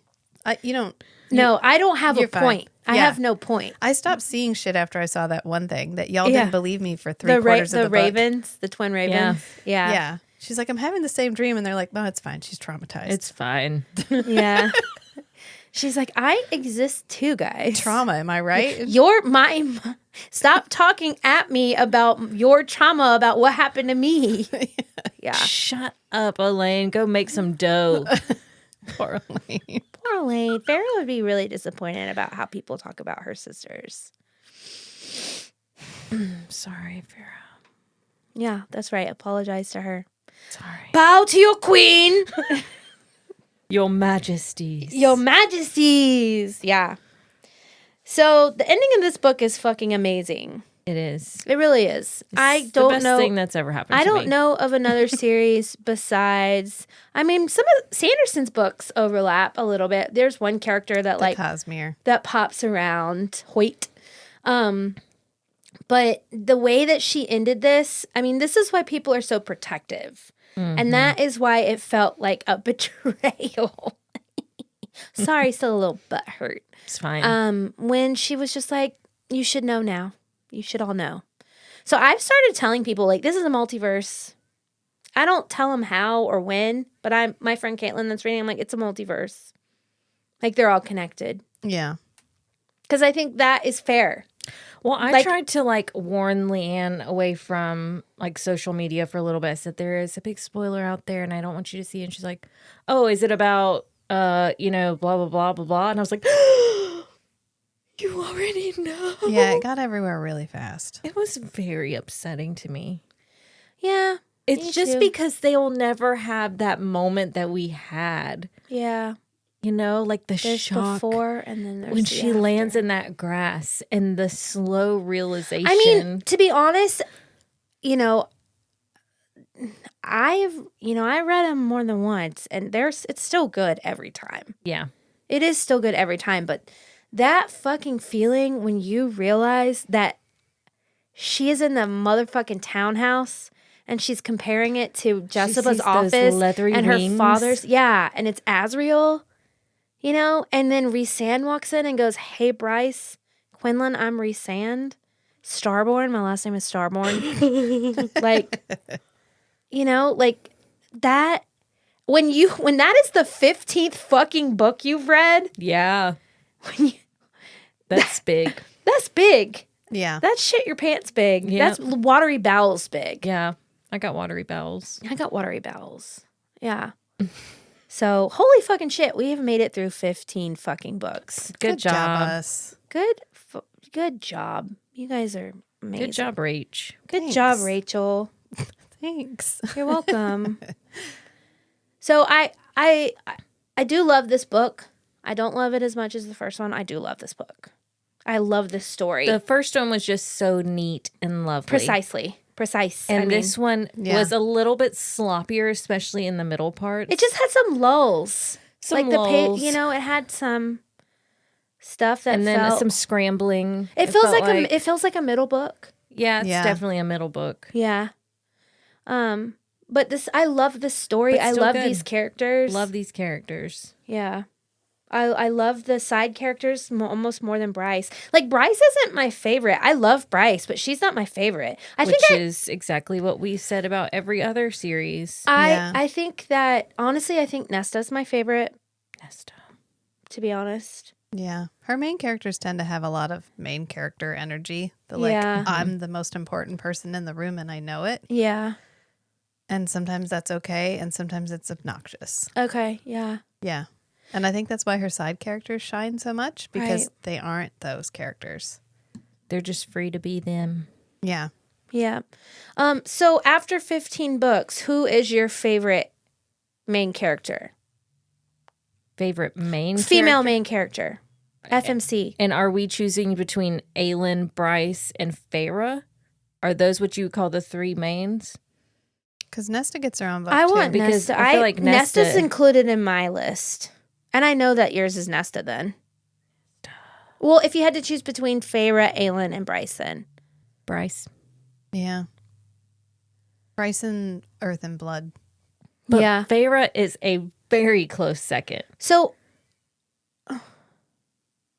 And Aelin is a very close third. yeah. So to me, they're like, it's there. Aelin's like grandma. Aelin's grandma, Okay. Farrah's mother, Okay. and Bryce's Your maiden. sister. Oh. Maiden. Yeah. Maiden mother crone. Yeah. Mm-hmm. Even though Aelin. You know what I mean? Like, Yeah. Yeah. I love them all, They're but the three-faced. yeah. So goddess. who's your favorite couple out of all 15 books? Your favorite couple Of all the couples. of all the couples. Oof. I think I know. I think I can guess yours. Let's see if you say the same thing that I'm thinking for you. Okay.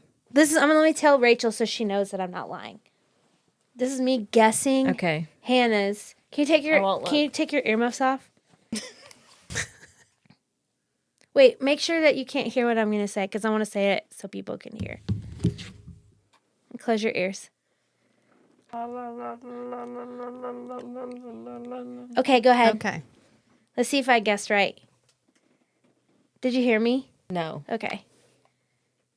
My favorite character. Your When at the favorite- end of the day. Your favorite my couple.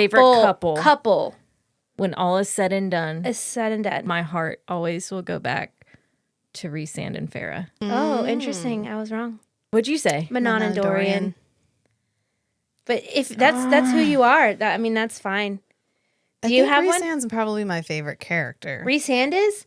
Yeah. I love that. Oh my God, I Oh didn't my know god. that. I love that. That warms my heart I so feel much. like What we did have you think I was gonna accomplished something say? here. I think we can all agree he's the closest thing to a vampire in these series. I mean, For sure. excluding the actual vampires Yeah. who are all dicks. And you're not Yeah. wrong. He is he's like Captain America. He's our High Lord. He's our Yeah. fucking High Lord. Yeah. Now, Manon and Dorian are my favorite TOG couple. But like, of all the books, like if I only had to choose like one, and you know how I feel about Cassian and Nesta, Yeah. but still my heart will always go back to Feyre and Rhysand. Yeah. How about you? but once Feyre and Rhysand are together, I'm kind of checked out. Like solidly together, like married together. Yeah. Like we're mated, we're best friends. It That's was really true. It's hard. not- It was really hard for their intimate scenes in Wings and Ruin because like I was just like I don't care anymore because there's no Yeah. chase. Like you guys are just. It's like We know. once you're Like, y'all married are- and happily ever after, it's like. And I think she realized that, and she was like, "Oh, I gotta switch it up." Yeah. Yeah. Who's your favorite? Favorite couple? Yeah.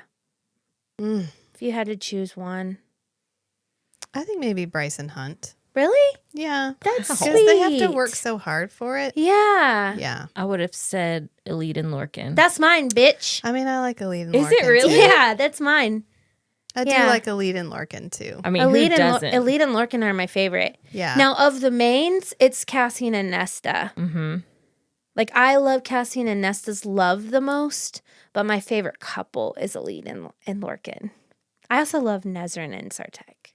I wonder it's because we haven't seen them It's have because sex. Because yeah, that's it. Damn it. Yeah. I just love their love. I just love their love. I think they're like I the love fact your that they love. were fated, the fact that they both had gods that were attached to them that were fated mates. Mm-hmm. Because it was kind of like Hades and Persephone a little bit. Yeah. Mm-hmm. And I just love Lorcan. He's so fine. He's the Yes. most secretly a cinnamon roll character that she God, has. he's so sexy. Because he's like a 7-foot tall shadow daddy who's Yeah, bonded to the god of dude. death. But he's like, "Do you need pads? I've got a spare shirt." Yeah. Yeah, he's so just big, thick thighs. Yeah. He's so strong. And I He's just so picture him strong. running behind all those animals. Just like really running behind those animals. Doing That's how you know he's got good thighs, because everybody else can turn into like a speedy shifter, and he's just like, wait. Yeah, he's just and his love for Elite is so. And Elite is technically the weakest, like physically weakest. I mean, she's got a bum And she leg. saves his ass. Yes, that scene is amazing. If Lorcan is the strongest man, she's the weakest, and I'm talking like physically weakest female. Yeah, and she saves him. She's one of the few female characters that does not have magic too. Yeah. Yes. Like it's just think her of another and her brain. Think of another scene where like the whole thing is just saving someone's life without any other, you know what I mean? It's just it's such a good scene. So good. Who's your favorite character of all time? Well, like excusing the mains, who's your favorite side character? Manon. I'm surprised you didn't say Mort. Who could forget Morty, the guy that got written out because his tone did not match the rest of the story. He was like a Disney character in a fucking Throne of Glass book. Yeah. Who could forget Mort? Oh, Sarah J. Maas could forget Mort. Well, I think the editors are like, hey, you got to get rid of this guy. He does not, his entire purpose is to answer questions. His energy does not match. It's He's really stuck out of place. The poor, And Aelin doesn't like to ask questions, so it's really not going to work out. Right. She's really in a wasted. I'm having like PTSD flashbacks. She wasn't in a Yeah, self-reflective sorry, Rach. era. She was really young. So yours is Therian and yours is Manon. Yeah. I mean, mine's Lahaba, obviously. Obviously. But Manon probably is a close second. Abraxos. Hey, Sky puppy. he's my sky puppy. He's so cute. He's such a good dragon. Wyvern. Wyvern. Wyvern. Yeah. Yeah. So any kind of, I don't think we're going to really have time to do the crack theory one, our crack theory pod. So That's okay. Any kind of theories that you think, anything that you want to see happen? At this point, I just feel like I haven't let myself dwell on it too much because in order to survive the last 2 years, year and a half, whatever it's been, I've had to put it out of my mind. Okay. For my own mental sanity. Yeah. Is there anything that your pattern brain sees, like anything you think's going to happen or Use anything your you pattern brain. want to happen? No, I'm probably just because it's impossible to predict where she's going to go. Really? Because she's not always consistent with her characters. Oh, Rachel's going to compliment Sarah J. Maas. Okay. So a lot of people think Hunt's going to die. I don't understand the wild theorizing. Like I get it in a like it's cathartic to, because a lot of especially women have a need for control, and theorizing and predicting and finding the tiny little things, because Sarah does drop Easter eggs and she's very intentional about the way things that she puts in. A lot of people can guess what's going to happen. And so they just spend so much time trying to figure out. And I have heard some wild shit.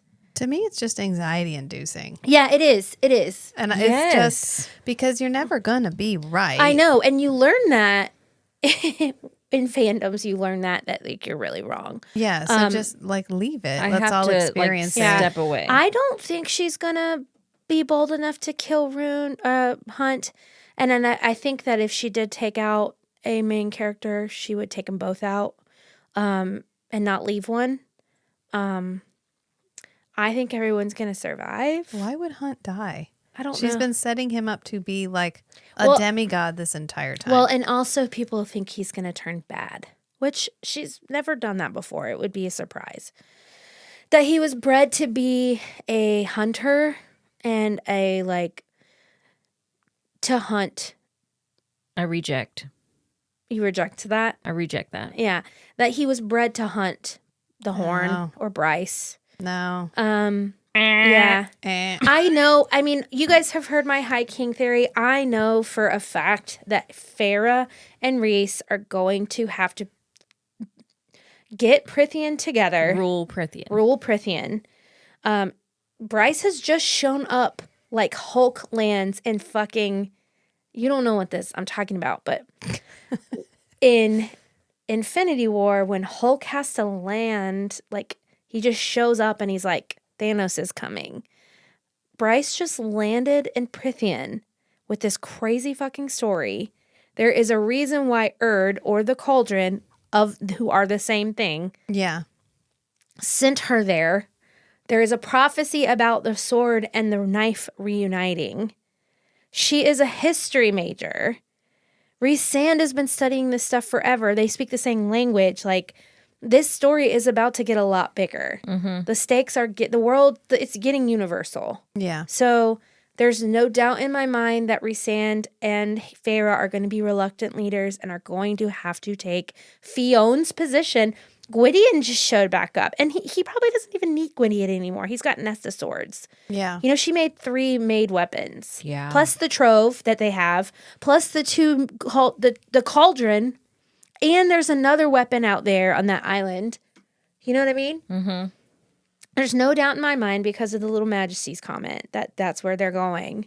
My super crack theory is that the prophecy for Rune. So if his mother is Rhys's sister, then that actually makes him a night court High Lord, like a descendant of the Night Court. Yeah. And if Rhys becomes High King, Nyx is actually a prince, which would actually make Rune the last of his bloodline for the Night Court. But it says you shall be the last of your bloodline. I just think it's so vague. And I also think the oracles, the Suriels are the oracles of Prithian Yeah.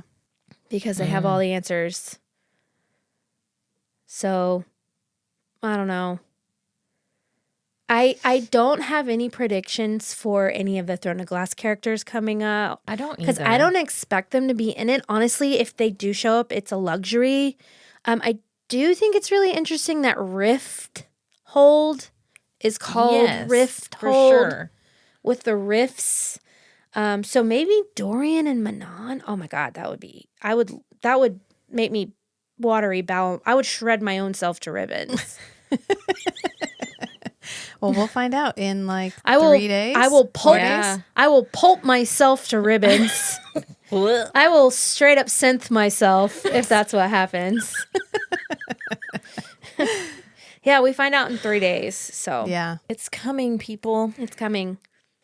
Stay tuned. We're going to do a quick special episode. After I leave the room. And Hannah has opted out of reading the prologue and the first chapter that were dropped yesterday by Yep. Mrs. Maas. So, but this was great, guys. I think I'm so proud of us. I'm so excited. We're in a good position. Yep. We slid into home base. Really, really, Yeah. we did. Okay. Well, All right. I'll see you on the other side. Yep. oh my God. Until next time, friends. Until next time. Oh, also, Rachel and I are going to a midnight release. So, Should be fun. should be fun. Okay. Bye. Okay. Where can you find us? On Instagram, And TikTok. Patreon. Oh, yeah. And we have a Patreon. And Join that too. is- what else are you guys reading? What's going on the other pods? We're doing. Get out of here with that. Get your sassy attitude out of here. Hannah needs to leave the room. Pause it. Hannah needs to leave the room. It's fine.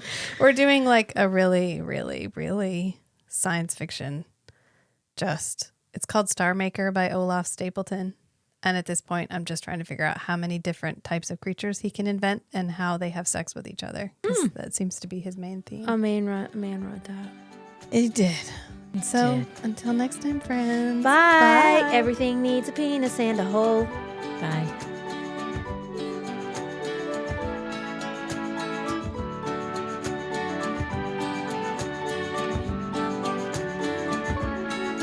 Is it hot in here or is it just me tuning in to hear these 3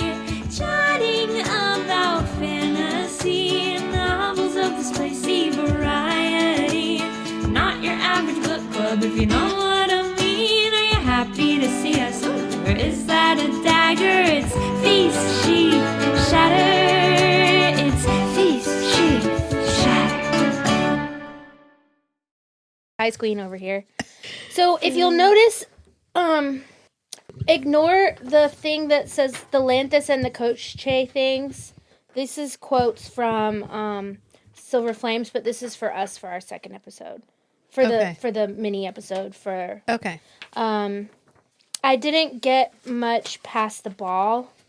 I didn't get past the ball because I had to actually fucking work today, which was annoying. Isn't that the worst? When you have to, like, yes, it is. No, I'm getting more and more just like infuriated with work and with John and like insurance. Like, this is not fitting my life.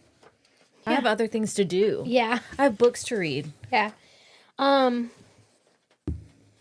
So there are parts I wanted to add things just that I thought I really like. Like, I put all the quotes in every time she calls him an avenging god because she's trolling us. She is trolling us. Yeah. I think that Sarah J. Maas saw Endgame in 2018 and was like, I can do that. Mm-hmm. I can fucking do that. Yeah, I didn't see that. What? I didn't. You haven't seen... Should I leave? Kate.exe has encountered a problem. I think I'll leave. It's okay.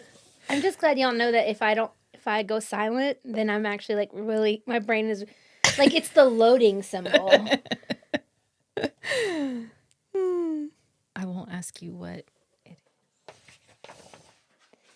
I'm just shocked. What is Canva? It's fine. But we might do a 22-week series where I come over and we watch one Marvel movie a week until you watch Endgame. My mom just made me watch a bunch of them. You look really sad. Yeah. Did you not like him? I mean, like, I think the first one, What is the first one? I don't know. It had Chris Pratt. That's a Guardian, and that's like I'm so sorry. that's like the 15th. Oh my god, movie. that's like someone like telling me like about Star Wars and they're talking about Star Trek. Like, I'm so sorry. No, I mean, no. Okay, that's not the exact same because at least you're talking about the correct universe. Guardians of the Galaxy are in the MCU, Oh, good. but that's like the 12th movie. The first movie would be Iron Man. Oh, so they're like all connected?